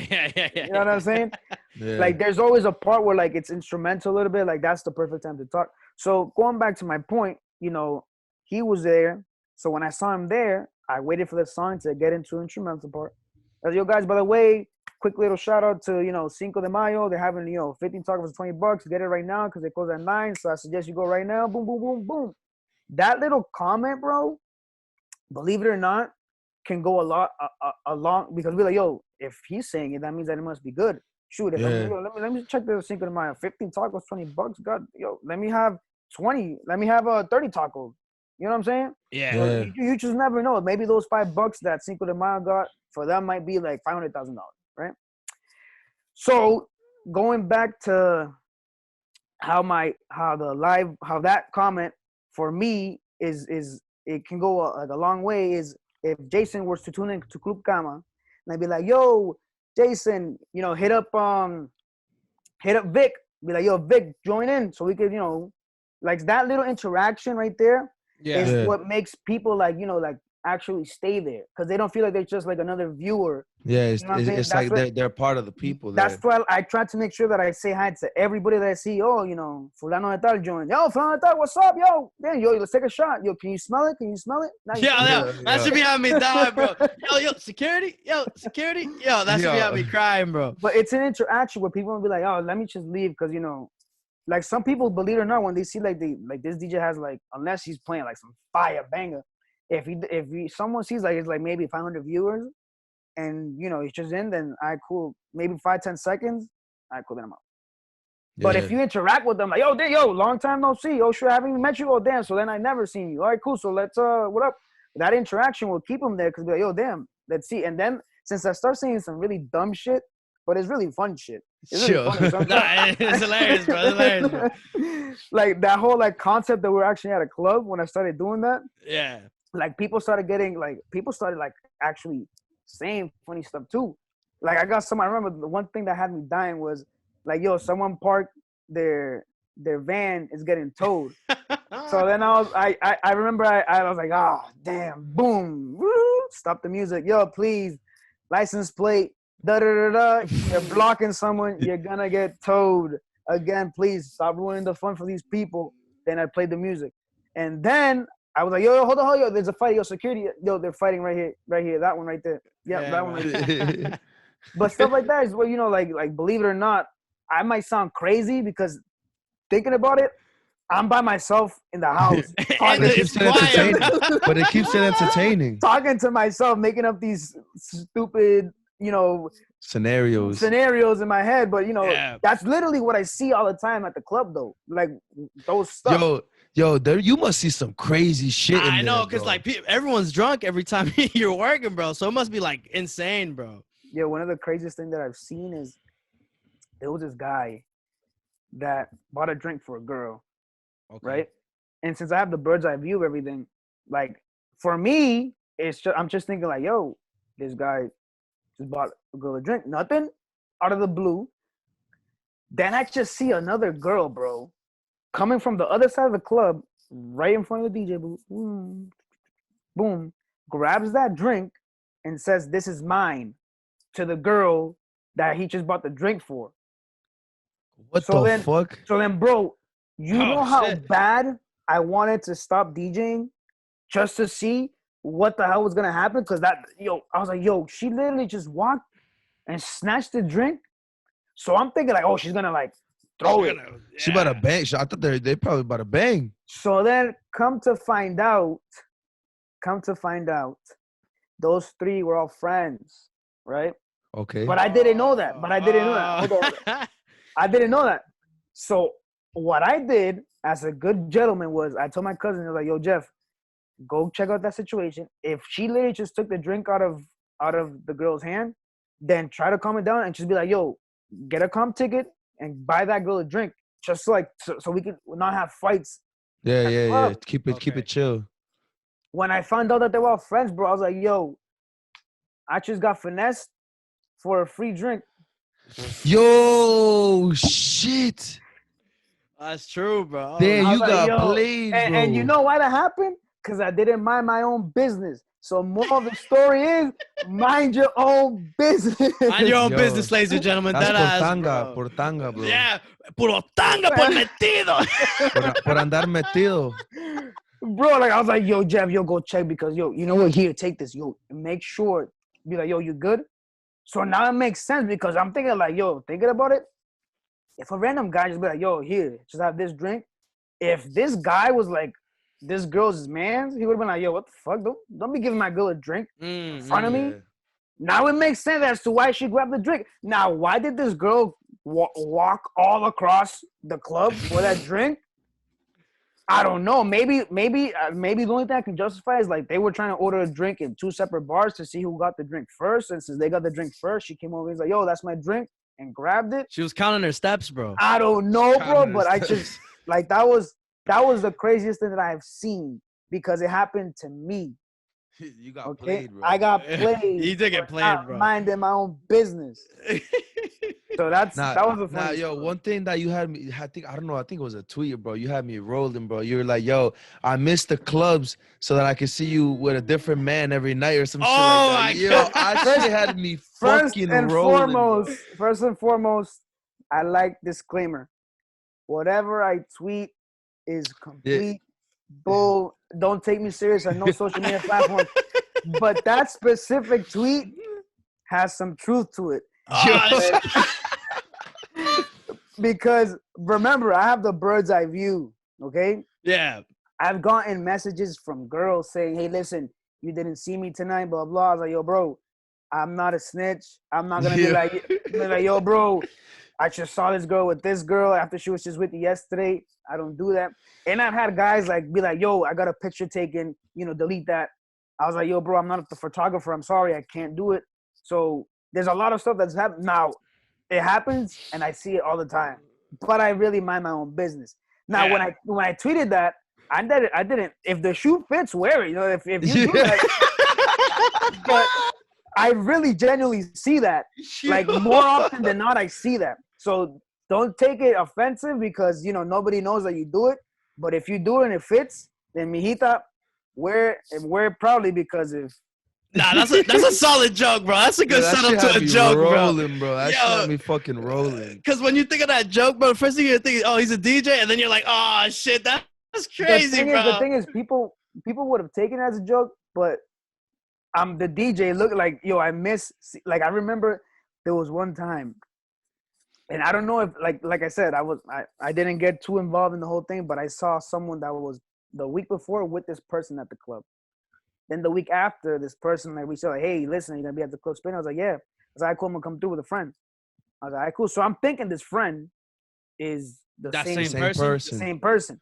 So I'm thinking it was the same person. So I put them both on the list, thinking because both of them, so I put them on the list. Now she brought someone else.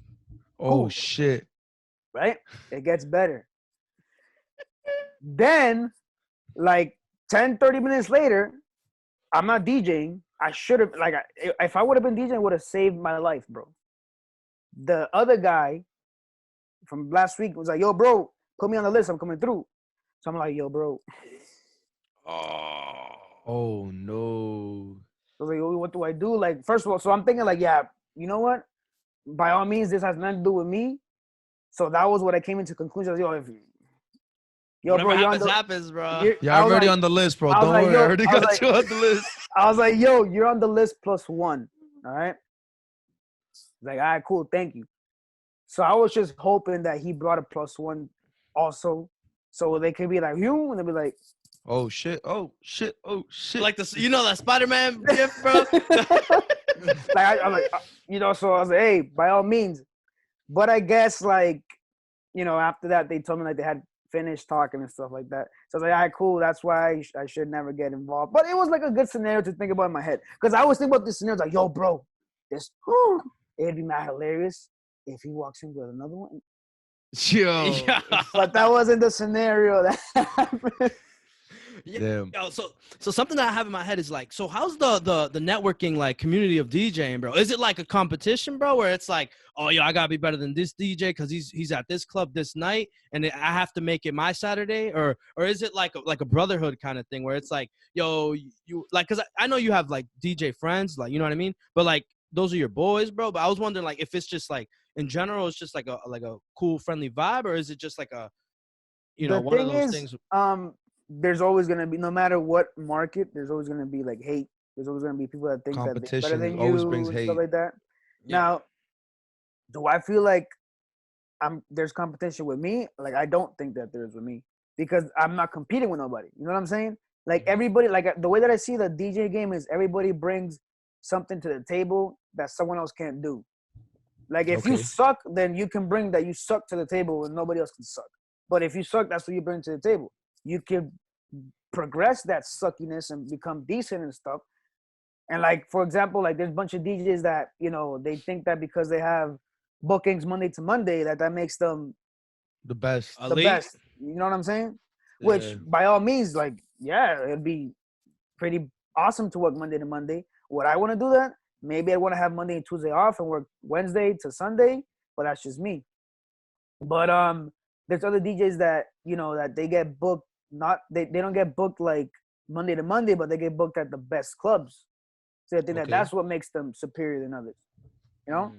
But for me, like the way that I grew up in the DJing game, I grew up first with the bars, and then I progressed to the clubs. Like there was a time where I didn't like the clubs. I preferred the bars. Just because at the bars, I felt like the bars were my testing ground for music.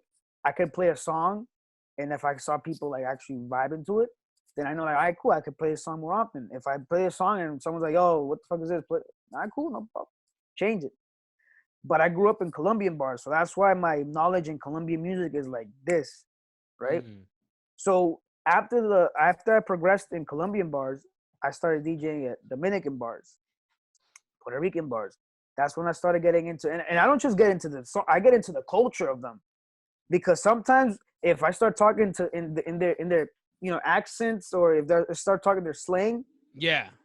that's what would make someone feel like if they're talking to someone like, they're out there where they're supposed to be at home and shit.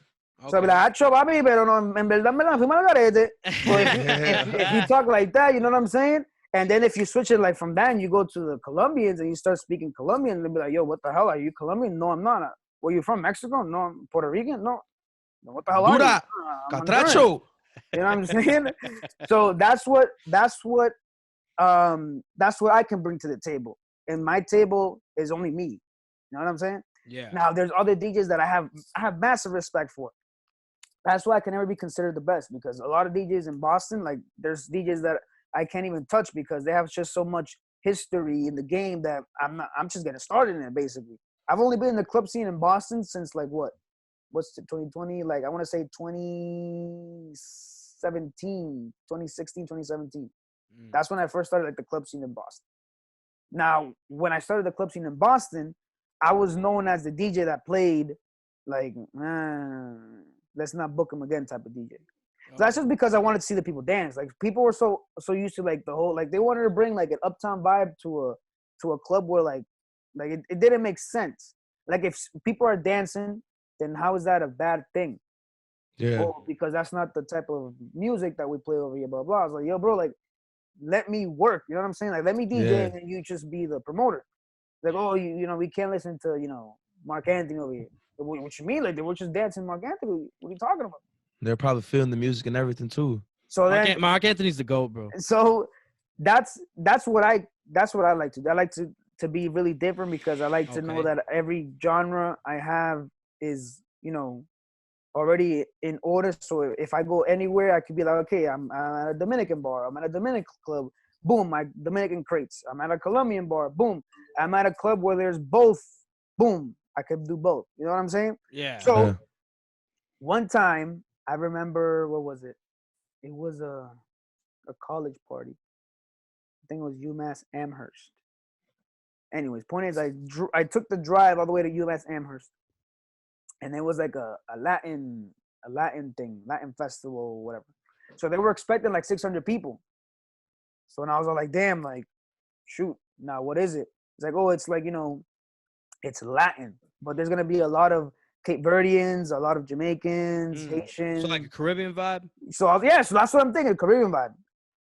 Bro, when I tell you that these Haitians, Haitian, Jamaicans, and Cape Verdeans, when I saw them dancing salsa, like if they were pros, bro, Oh shit. like if they were pros, I was all like, you know what I'm saying? So one thing that I realized for you to do, like for genres like cumbia, merengue, salsa,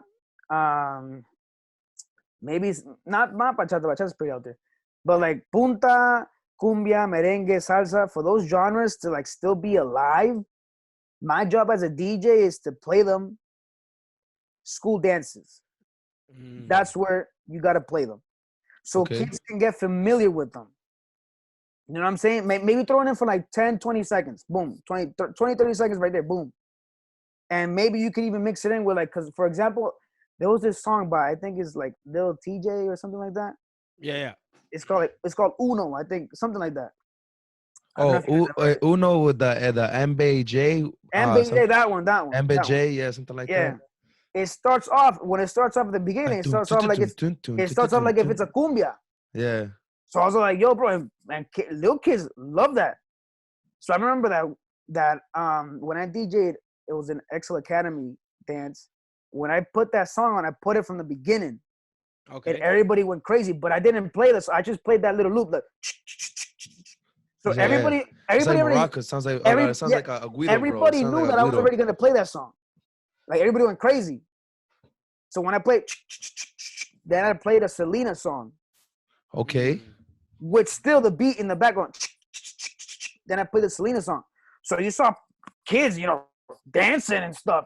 So that's how you introduce and you can maintain the genre of cumbia like alive. Yeah. Because those kids, they'll be like, damn, cool. Then like 5-10 years from now, when they hear that song again, they'll be like, yo, I actually know how to dance this because I danced this in my Back in the day, bro. DJ Menor showed me this song, bro. That's crazy. So that's how my mindset works when it comes to a lot of this. And by all means, like I don't just play music. I start thinking about, like, for example, name me a DJ that like practices scenarios that might happen to me at the club. Like, what I do? You know what I'm saying? Yeah. Unplugging the USB and shit. Yo, what the fuck? Like one of the worst things that happened to me was I use an external hard drive. That external Okay. hard drive has 2 terabytes of music. Yo, that happens though. Did it disconnect, bro? What happened was I'm going to set up, right? Put my Uh-huh. laptop, connect my hard drive, boom. My laptop is not reading my hard drive. So okay, take it out, blow it. Like the Nintendo 64, bro. Put it back shit, in, bro. you know what I'm saying? And it still wasn't reading it. So I was like, bro.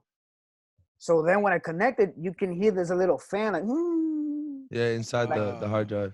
I was all like, yo, and I didn't have a backup. Oh So shit. then I was all like, yo, Oh, and fuck. this is like before I'm going on set. So then I reached out to Juan Madrid. He was DJing with me, Juan Madrid. I was like, yo, Juan, listen, man. He's a Colombian, by the way. Ay, parcero, listen. Se me jodió esta mierda. So he's like, oh, use mine. So I cool. I went on internet and I downloaded like all the quick bangers, like 5-10 bangers that I already knew, like, you know, from the spot, from where to get it at. And every after that, I just DJ from Juan Madrid's computer. I don't know what music he had there, bro. But That's crazy. so, you know, when the night ended, Juan Madrid comes back. He's all like, "Oh, you fixed your hard drive." I was like, "No, bro, that's just dead." So he's like, "Oh, you're telling me that you DJ the whole night with my laptop?" I was like, "Yo, what, the whole night with your laptop, bro? Thank God you have good music in there because if not, I'd have been fucked." So then that's when he's all like, "Yo, what you just did, not even I could probably do by DJing with just Somebody someone else's else's shit. laptop." You Yeah. know? So that's when I started to realize like, yo, when you start thinking about scenarios in your head, Yeah. Practicing and shit and trying to. Yeah, and that's the crazy. thing is, you gotta like the only thing I could say is stay calm, bro. Like, yeah, just stay calm because one thing that my mom taught me was like, okay, can you do something about it? Yes. Okay, then do it. Can you do something about it? No. If you can't do something about it, then why are you gonna get mad if you can't do nothing about it? Yeah. True.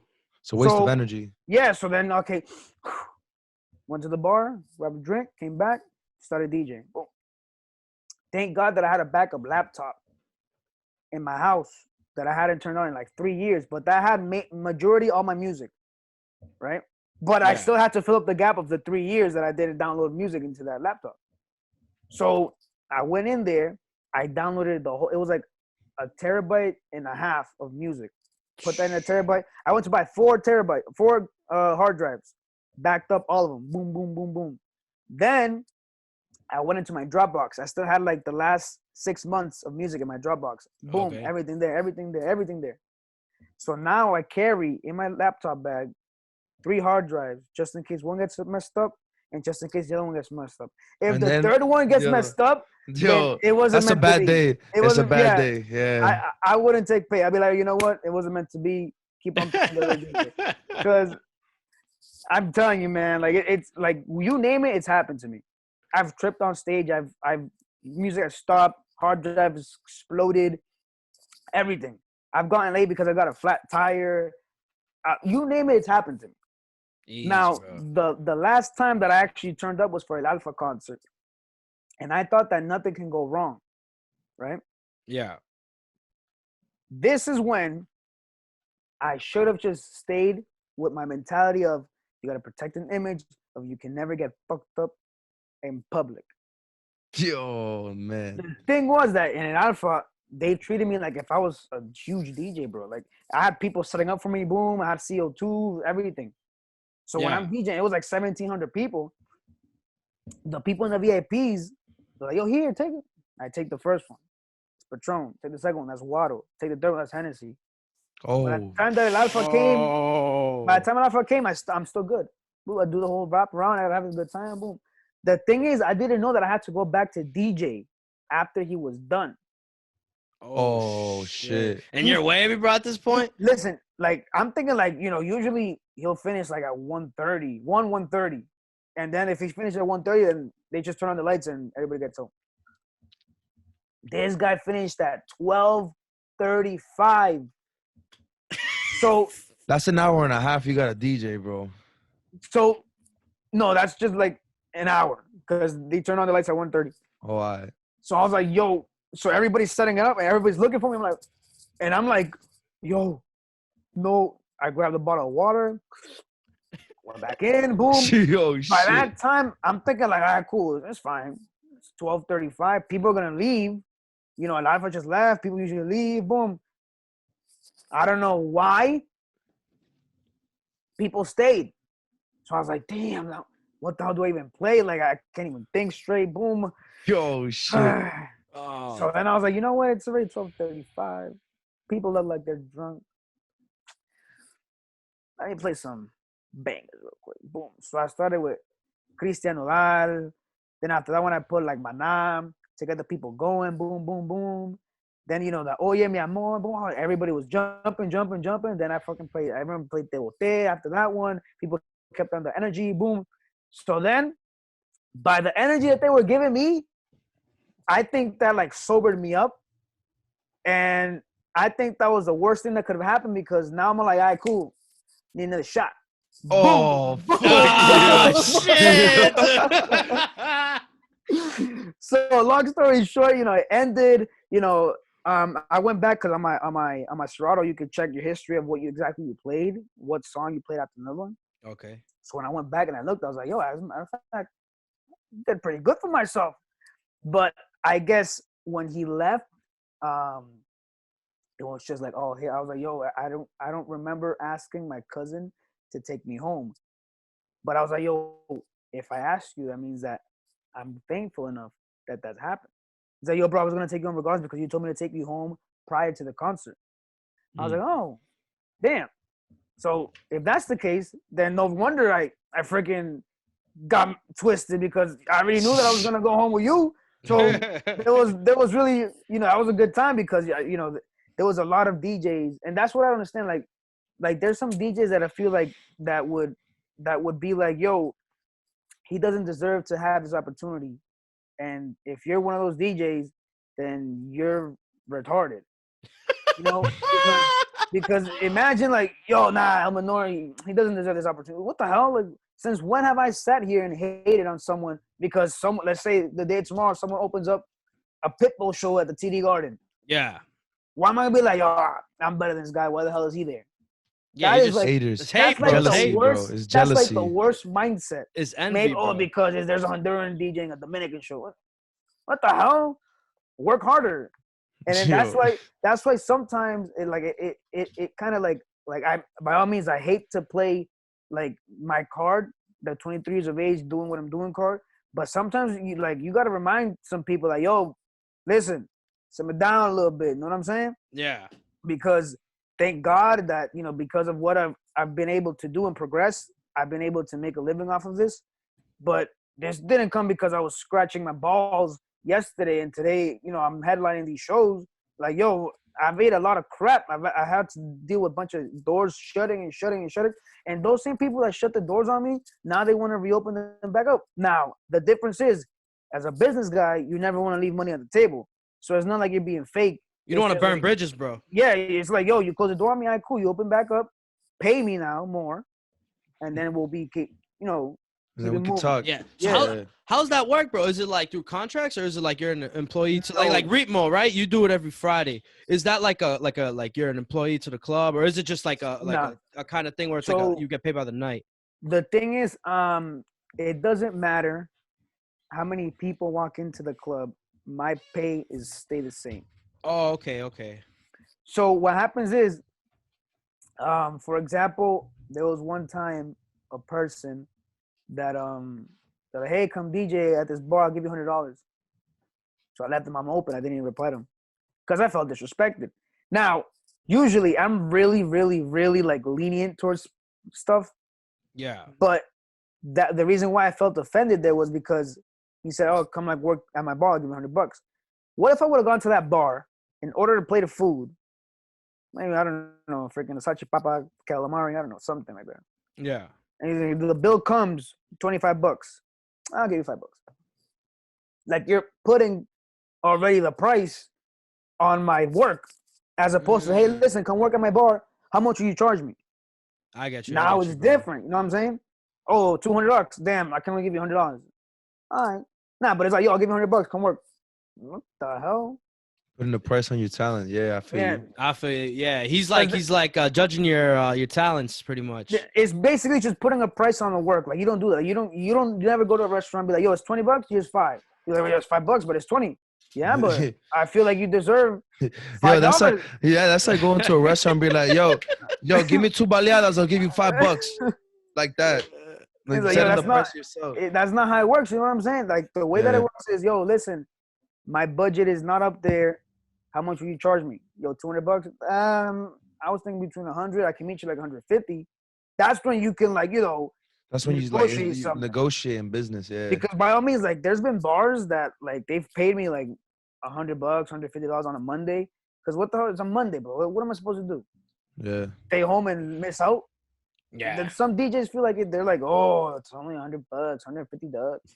And like, yo, bro, if it was a Friday, I'd be like, yeah, no. But on Monday, or maybe like a Sunday afternoon for like a Patriots game or something, I'm not gonna do that. Come on, bro. Yeah. And you get to watch the game and shit. And you get free food, free drinks. Yeah. You get free drinks, bro, every time you go out, bro, and you DJ? That's insane, bro. That's fucking nuts, bro. I would have the time of my life. I'm about to be a DJ, bro. I'm bullshit. Bro, you're a lightweight though. You take 2 shots and you're done already. That's not you true, wouldn't bro. DJ anymore. What the That's hell? not true, bro. I drink more than you, bro. Yo. Bet money, bro. Yo, bro, when this shit's done, we're going to Ritmo, bro, and I'm gonna fucking yo. I'm telling All you. right, let's go, bro. Let's go, bro. Shot for shot, bro. Oh man. Oh shit, bro. That's No, just no. funny, bro. No bullshit, bro. This has been a great episode, bro. I learned a lot about the DJ shit, bro. Yo, Like I'm what it's telling like you, to be a DJ. like by all means, like the way that I start thinking more is like, okay, how can I get, like, for example, like I saw your Instagram page, or I saw what you guys been doing. So then if I like how you guys are doing it, I'll ask myself, okay, how can I not copy, but like, how can I grasp something that they're doing and make it into something that will put it in my type of woods. You know what I'm saying? Yeah. For Yeah. example, like maybe if you post something certain ways, like, oh damn, I actually like the way you posted this. Okay, how can I grab this idea, not the same one, but how can I twist it, make it my own, and spit it back out there with my type of flow. Yeah. Okay. For example, like if I started a clothing line and you started a clothing line, and I liked one of your designs, be like, damn. For example, like this is a Metallica font. That Yeah, shit, it yeah, is, that's it what I is, was it gonna is. say, bro. But So that like, damn, shit's that's fire. nasty, but it says El Menor. You know what I'm Yeah. saying? Yeah. And for example, this came from the Tabasco sauce. Oh shit, it is, shit, bro. What the fuck? That's crazy, bro. You see? But how can you grab that and then you just flip it? Make it your own. Make it your Yo, own. actually, how'd you come up with the name El Menor, bro? So El Menor comes from people think that it comes from actually because I'm really young and I started young, and people think that it comes from because I'm short, but it Chill, comes what from the neither. It comes from because my dad is named the same as me and my grandfather also. So my Mhm. grandfather's Alex Zelaya, my dad's Alex Zelaya, Okay. and I'm Alex Zelaya. So my dad's junior, so I'm the youngest. So the youngest in Spanish just turned into El Menor. And I remember that day, I remember it was a Saturday at 11 o'clock in the morning, around 11 o'clock in the morning. I was watching a soccer game and I was burning my CD, like my mixtape. Yeah. And you know how some mixers like, DJ Camilo Volume 1 or whatever. Yeah, yeah. I was like, yo, what's my DJ name? Like my dad's already Alex Jr., so that's his DJ name. So I'm not gonna be Alex Jr. Jr. Jr. So I was Yeah. like, yeah. So I just El Menor, and That's it? from that It's day, stuck? it stuck. So, and then I started like listening because at one point I was like, El Menor, that's kind of whack. So then at one point I started listening to, like, I don't know if you guys have listened to the Aventura, how Aventura got their name. But at first, like, they weren't messing around with that name. They're like, yo, this is mad tacky. Like, this is whack. This is boring. But now, look, Aventura has, They're things. big. Now, They're one of the biggest bands ever, bro. now people will be like, yo menor, yo menor, yo menor, yo menor, yo menor, yo menor, like that. Which I don't have a problem with them not saying El Menor because what the. But like back then, I used to be known as like, yo, you're Alex Jr.'s son. I'm like, yeah, I'm Alex Jr.'s son. But like now, it's like, yo, aren't you El Menor's father? Like the other day, bro. My dad. Oh shit! Damn, yo. Oh, that's funny how the tables turn, bro. The other day, my dad got a piece of humble pie, bro, because we were out, and then he gets a phone call, and I'm there at the car, and he has his Bluetooth on. Hello, sí, ¿usted es el papá del menor? Sí. Hola, sí. Damn. Lo quiero contratar para una boda. So then my dad's all like, so you don't want to hire me, you want to hire him? Okay. So then Your dad still DJs? he took well, now he DJs because the quarantine got him like back into his whole like rustiness off type of stuff. But like for a good 2-3 years, all he was doing was promoting. But then, one thing that I actually like admire of him is because, for example, as a promoter, you always make sure that everything's smooth, the night's running smooth. You make sure everybody's happy. He goes to the market basket to buy little cakes, balloons, everything for the birthday people and stuff. And he always buys extra cakes just in case there's an extra birthday person that maybe didn't book the table reservation, but just to make them feel special. So one time, he was going like his back was against the wall when this quarantine, started. He had to cancel on a DJ, and he had to go from upstairs to downstairs. So I was booked at venue that Saturday. So the last Saturday before we went into quarantine, he opened up congas and I was booked at venue. So he's like, hey, listen, can you do me a favor? Like, you know, I know that you're booked over there. Is there a way that, you know, you can help me out? So and I was like, all right, cool. So let me see what I can do. So I hit up the people from venue. I was like, listen, you're gonna have 2 DJs. Just have the other DJ rock with you. And then I'm just gonna work, you know, over here at Congas. He's like, all right, cool, that's fine, no problem. Bro, I come home like around 7 o'clock in the afternoon. I was like, yeah, I'm gonna take a nap. That nap, I wake up like 11:30, 11:45. Oh shit. Shit. So then I'm all like, ooh. I got like 6 missed calls from my father. I was like, oh shoot. I go to the bathroom, I shower, boom, boom, boom, boom, boom. So I'm like, yo, what? How the hell? Who the hell's playing? Like that was my worry. I was like, yo, who the hell is playing music? Damn, bro. So I get to Congas by like 12:05. So then when I'm walking into Congas, I walk inside. My dad was the one DJing. Oh shit. So then he had the whole dance floor bumping. So then when I come, I'm thinking that he's gonna get like upset at me, like, yo, damn, like my fault. I told you I would be here by 9 o'clock. I got here like 11:30. I mean, 12:05. So when I'm coming ready to DJ, he's like, all right, give me like 15 more minutes. I was like, te He's gustó. probably having the time. He's probably Bro, yeah. He's like, yo, give me like 15 more minutes. Yeah, you reawoken his thirst for the DJing, bro. Yeah. I mean, so technically, yeah, you did a good thing for him, bro. Yeah. No, but the thing is, like you know, I always tell him because the thing was, like, I remember back then when I would always come out with like a mixtape of mixes.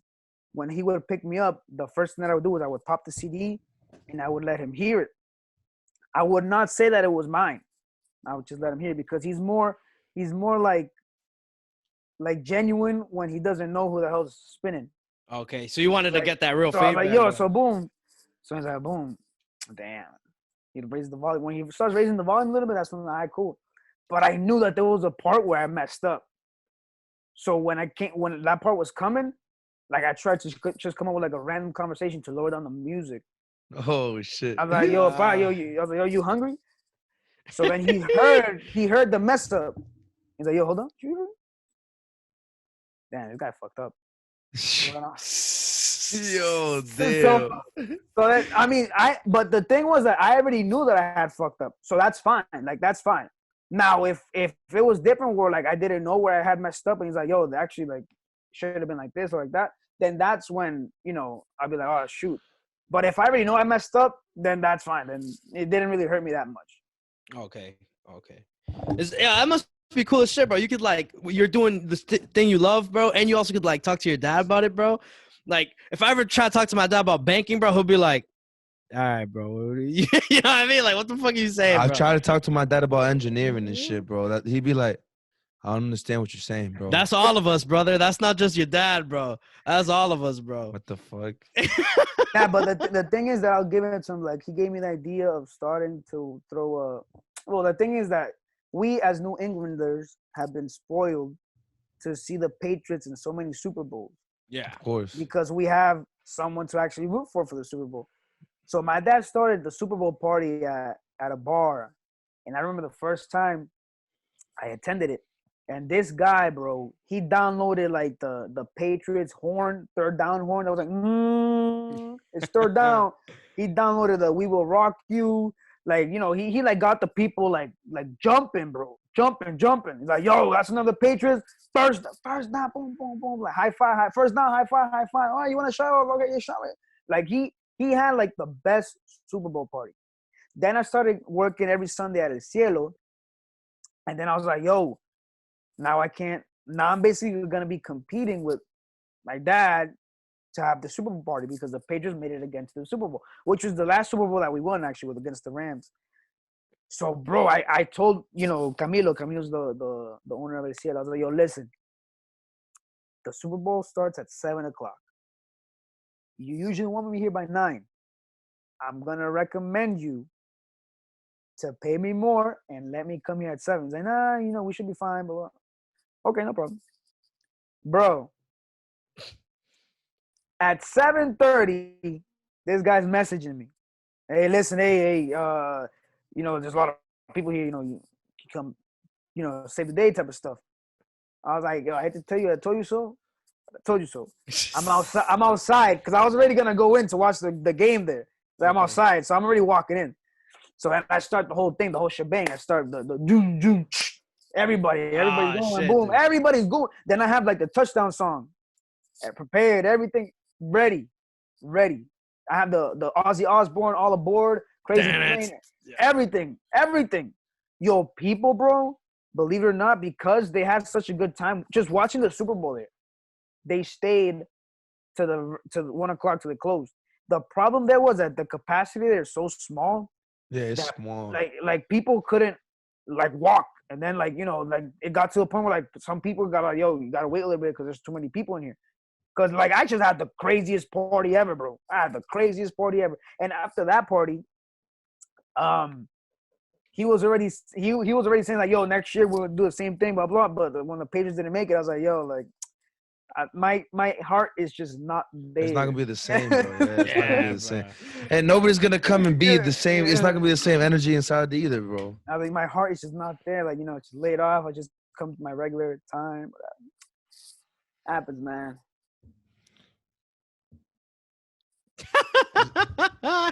My fault, bro.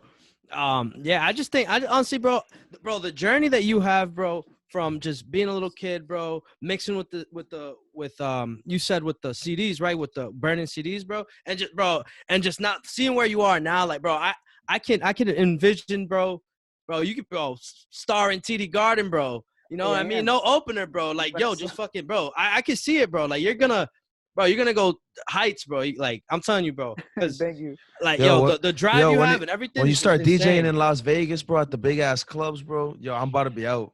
The thing is, I don't really. That's like that. To be honest, like believe it or not, I just don't see me like really DJing like for 7 more years. I think I call it like 5, 6 years, and then like I'll start going into maybe like the promoting scene and stuff.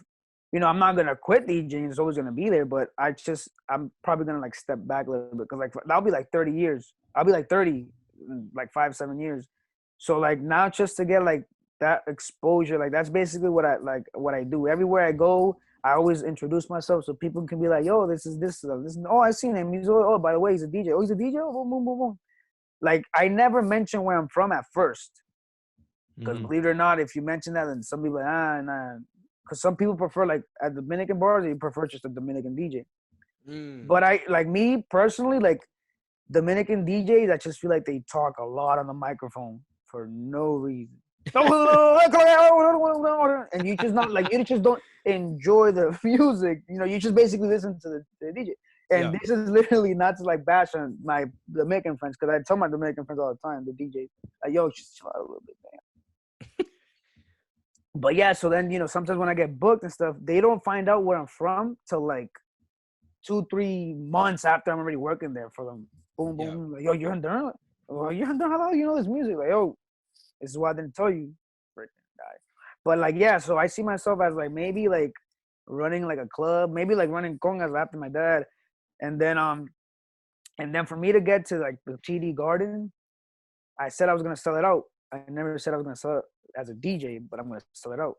My goal is to just bring a couple artists and have a huge show there. Like for example, like right now, the hardest artist. Let's say if it was like the day of tomorrow, if I would have the money and stuff to invest, I would bring a show of Bad Bunny, Ozuna, and Daddy Yankee to the TD Garden Is Daddy Yankee Damn. retiring, bro? before he retires. Boom. Oh, okay. Bad Bunny, that You know, bro, that'd be a crazy Bad Bunny, ass. Ozuna, Daddy Yankee at the Garden. I'll go to that any day, bro. Yo, On that's Monday at 3 crazy. o'clock, That's like 3 all the p.m., bro, biggest I'm going. artists. And then right now, and then I'll be like, yo, damn, imagine this, boom. And then I'll DJ for like 20 minutes. Just say like, whoop, whoop. And that's it. Hey, yo, this is DJ Menor. I was here. Then here's Osuna. Yo, that's Boom. it. That's cool. But like that's how I see it. Like that's really and to be honest, like that will go back to what Alex Sensation does. Alex Sensation have the most respect for, because he's basically just putting a thing there. The only thing I don't see myself doing is singing. Like he went to a singing career. Like I know that I'm not a good singer. You don't Maybe got I the can vocals, bro? produce a song, Yeah. but I wouldn't go into the whole singing a song. But hey, every guy in his own lane. And that's what I tell people, like, yo, stay in your own lane. And I'm gonna tell you a quick story of what the hell stay in your own lane means. One time, DJ Cisco was having a outdoor patio brunch on a Saturday. So it was me, J Nice, DJ Fingers, DJ Rico Suave. We all took like a little road trip in 2 cars. I was by myself in my car, and they went on another car. Okay. So I got on the highway, basically coming from Chelsea. Got on the highway. We all came from Chelsea. Got on the highway. Boom. I stayed in the middle lane. Then we hit like by the Rotary of Revere, that little thing. Yeah, By the yeah, movies, yeah. You always hit like a little bit of traffic, a little bit, right? You know what I'm talking about? Yeah, the rotary next to the Harley Davidson, bro. Yeah, well, you're on the highway, so you always hit like in those 3 lanes, you always hit like a little bit of traffic. Okay. So my lane, ooh, so then these guys went to the left lane because the left lane was going quicker. I stayed in the left lane. I didn't care. I wasn't in no rush. Yep. Left lane. I mean, they went left lane. I don't know. Somewhere, somehow, they like stayed in the middle lane,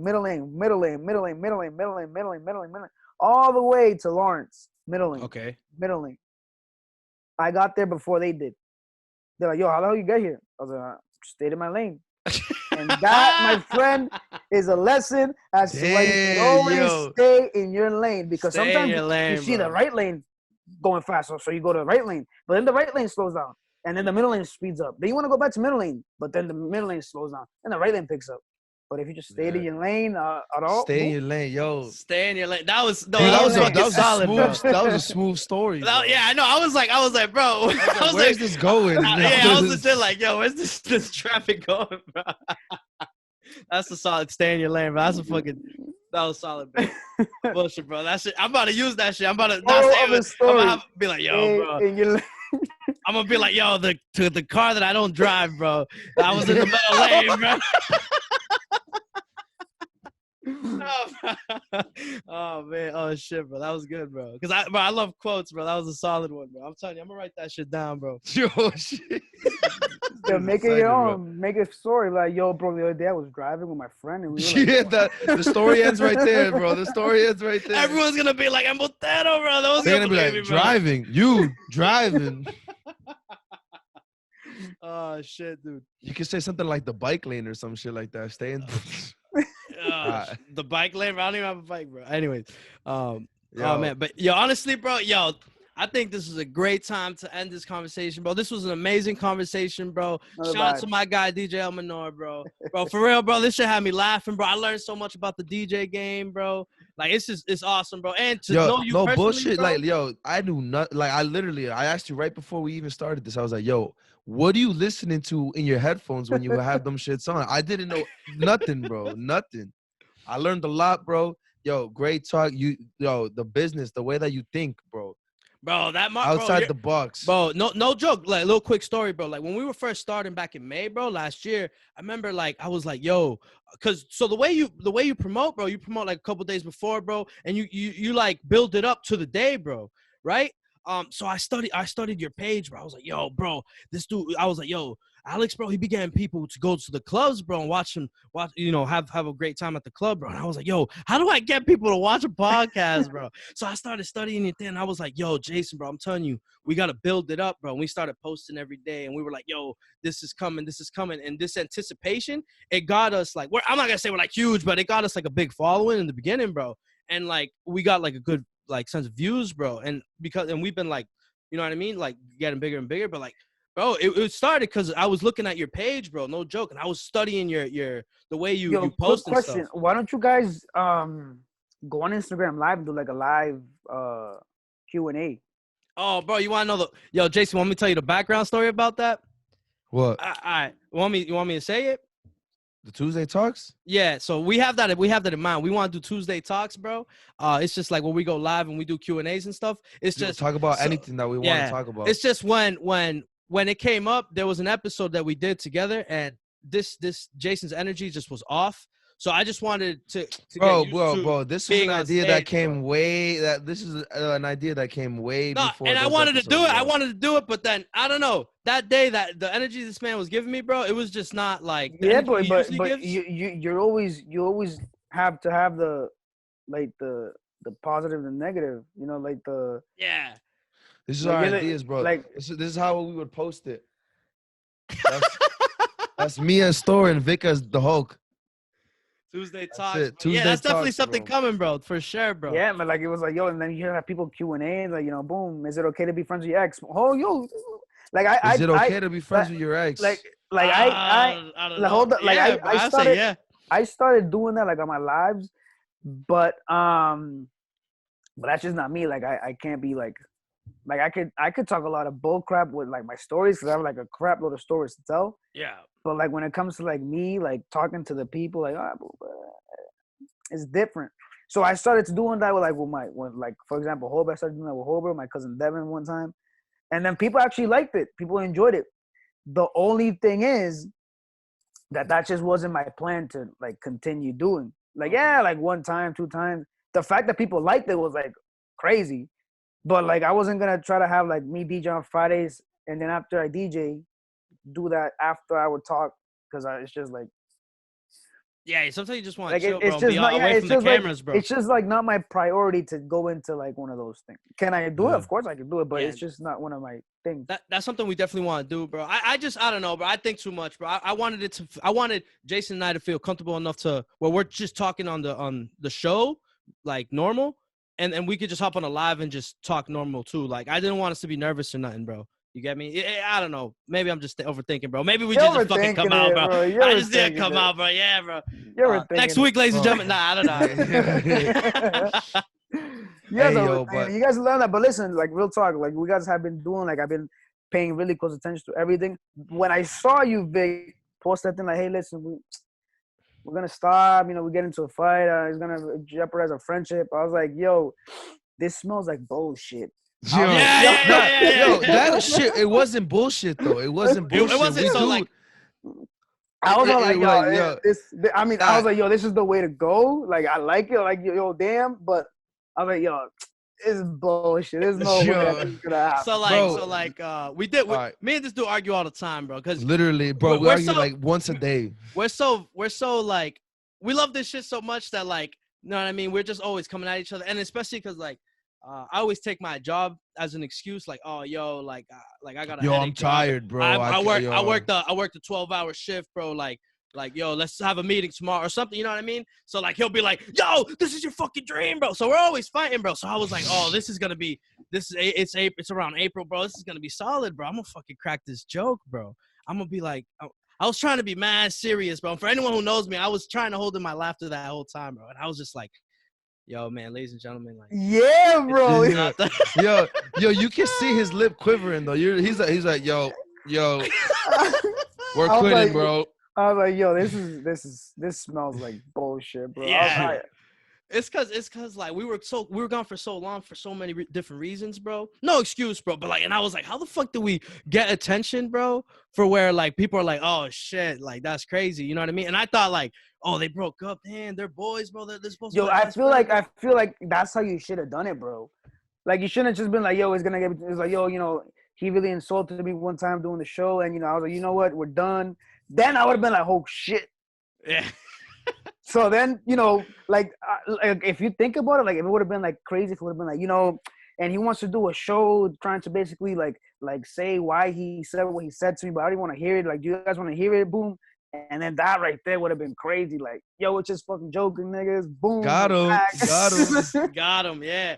Oh man, that shit was hilarious, bro. Nah, but people were hitting me up like, bro, this is fake as shit, bro. You were trying so hard not to lie. I was like, yo, Yo, chill, dead bro. ass though. Oh my.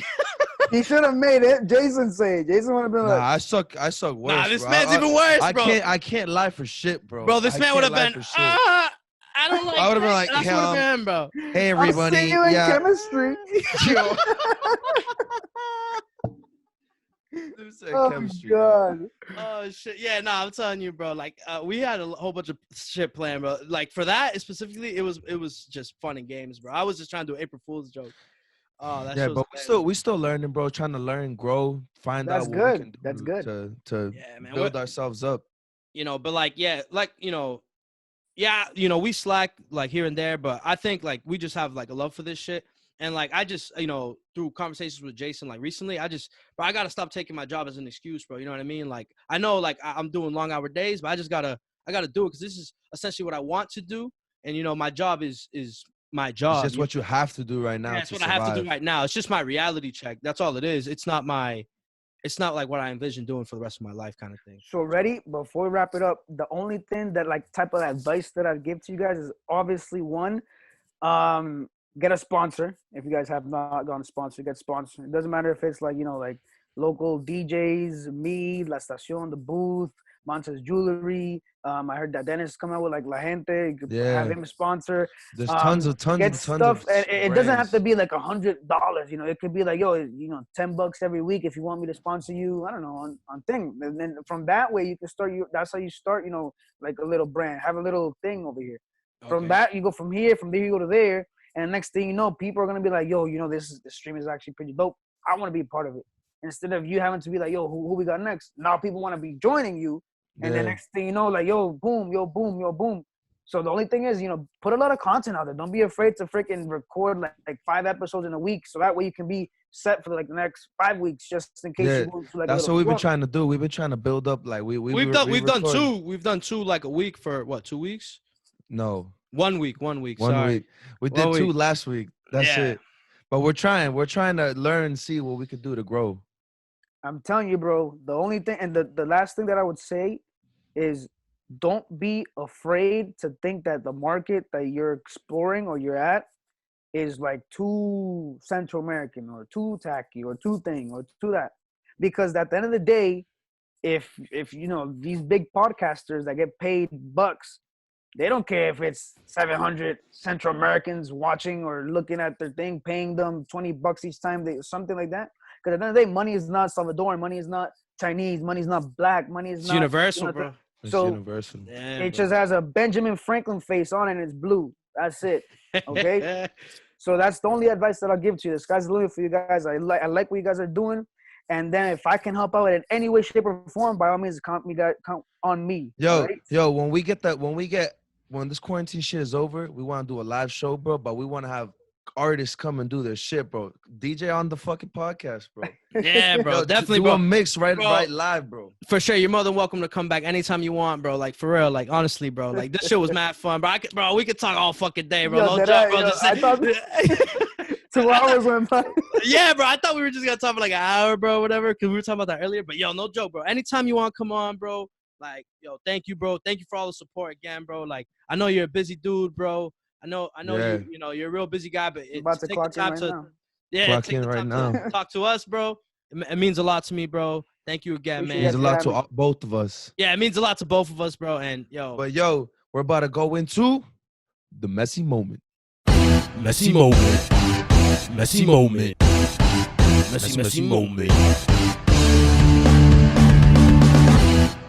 So, ladies and gentlemen, we're here for the messy moment, bro. Right before we do that, Alex, bro, thank you for coming on, bro. Dropping some knowledge about some Alex, DJ bro, thank shit, you again, marketing, bro, how to help us ourselves out, bro. Yo, great dude, bro. Yo, for you, we're taking a shot on camera right here, bro. Salud, bro. Salud, bro. Cheers. Ooh. Oh, man. Jason, that's 2 shots for you. Like, you made a face. Oh, fuck. Yo, no, Bush, I'm about to take a shot. My birthday's in 4 minutes anyway. Oh! My God. Let's pour up another, bro. Oh, fuck. Damn. Right here, yo, Vic, pour up another one. Oh, shit, bro. All right. Yo, Vic's about to be drunk. I told you, 2 shots and he's already done. I think Vic's already drunk. Yo, for my birthday, bro. Happy birthday to me. Yo, Vic, hurry up, bro. Wait, bro. All right, happy birthday to my dude, Jason. Yo, no caritas, bro. No faces. I can't promise that, bro. All right, yo. Let me see you, Jason. Yo, Vic. All right. Jesus, bro. So the messy moment is a time where we come back and we reflect on the great shit that we talked about in this podcast. Reintroduce an idea that we talked about, finish an idea that we might have not been able to finish. Reflect on the greatness that Alex, Zelaya, DJ Menor has said, bro. Jason, me or you? I'll go first this time. Yep. For me, my messy moment was when Alex was telling us how that he's had so many bad things happen to him while he's DJing and this and that, so that he was at his crib practicing unplugging USB so that he could practice doing shit and be prepared for any bad thing, bro. That's inspirational, bro. I feel like we could do that ourselves. Always trying to plan and understand, think of scenarios of what can go wrong and how we can already solve that problem, bro. He's an engineer before the engineer even needs to be needed, bro. I'm a music engineer. Music engineer. There you go. I'll say my messy moment, bro, is no joke, man. You've inspired me to just work hard, bro, at the things I love to do, bro. So like, bro, the perfect example of when, bro, the vinyls, bro, you didn't really know how to mess with the vinyls, bro. And you were like, the next day, bro, you bought the vinyls, bro. You started practicing with the vinyls, bro. It's that drive, that hunger, bro, that just, bro, inspired me to just like, bro, I'm like, why the fuck am I complaining about my job, bro? You know what I mean? Like, that has nothing to do with this podcast, bro. Like, when it's podcast time, I got to grind it out, bro, because this is my fucking dream. And you put that into my head, bro, and I thank you, bro. Your story's awesome, man. You legit. It's been fucking, bro. It's been fun talking to you, bro. It's an honor to know you. And, man, bro, to the next one, bro. Repo, bro. We going. First night it opens, bro. I'm going to be there at 3 p.m., bro. First in line, bro. I think I'm fucking joking, bro. Yo, this band's about to be camping outside inside of the tent, bro. Yeah. That's my messy moment, bro. Just, bro, you're an inspiration, bro. For real, bro. Appreciate you, B. Okay, ladies and gentlemen, my messy moment that I took from this messy podcast. It had to be when I told you guys that I did my first ever mixtape on my laptop, just on my laptop. And it's messy for me because it gives people the idea that you don't have to buy the expensive equipment to put out good content. You don't have to go into a perspective of, okay, this DJ needs to know how to DJ on this, DJ needs to know how to DJ on that. Yeah, you know, I did it because I just felt like that was an obstacle where I needed to cross, and I did it for my own personal beliefs. But if you're a DJ and you can DJ like a beast on a laptop, it doesn't matter that you can't afford to buy a $2,000 CDJ, a $2,000 mixer, and another $2,000 CDJ. That right there is a lot of money. If you can make the people dance with your laptop, that for me is a DJ. A DJ is not how much it costs to learn to be one. It's how much it costs to make the people dance to what you play. Oh, what the hell? Yes, sir! Happy birthday Hey, to you. Happy birthday, dear Jason. What the hell? Happy birthday to you. Oh, shit. Thank you. Yo, thank you, everybody. My God, bro. Happy birthday, brother. Yo, Alex, bro, thank you for being on the podcast, bro. Blessing, baby, blessing. Yo, for the next time, bro, check you later. Check you later. Check you later. Hey, my God, bro.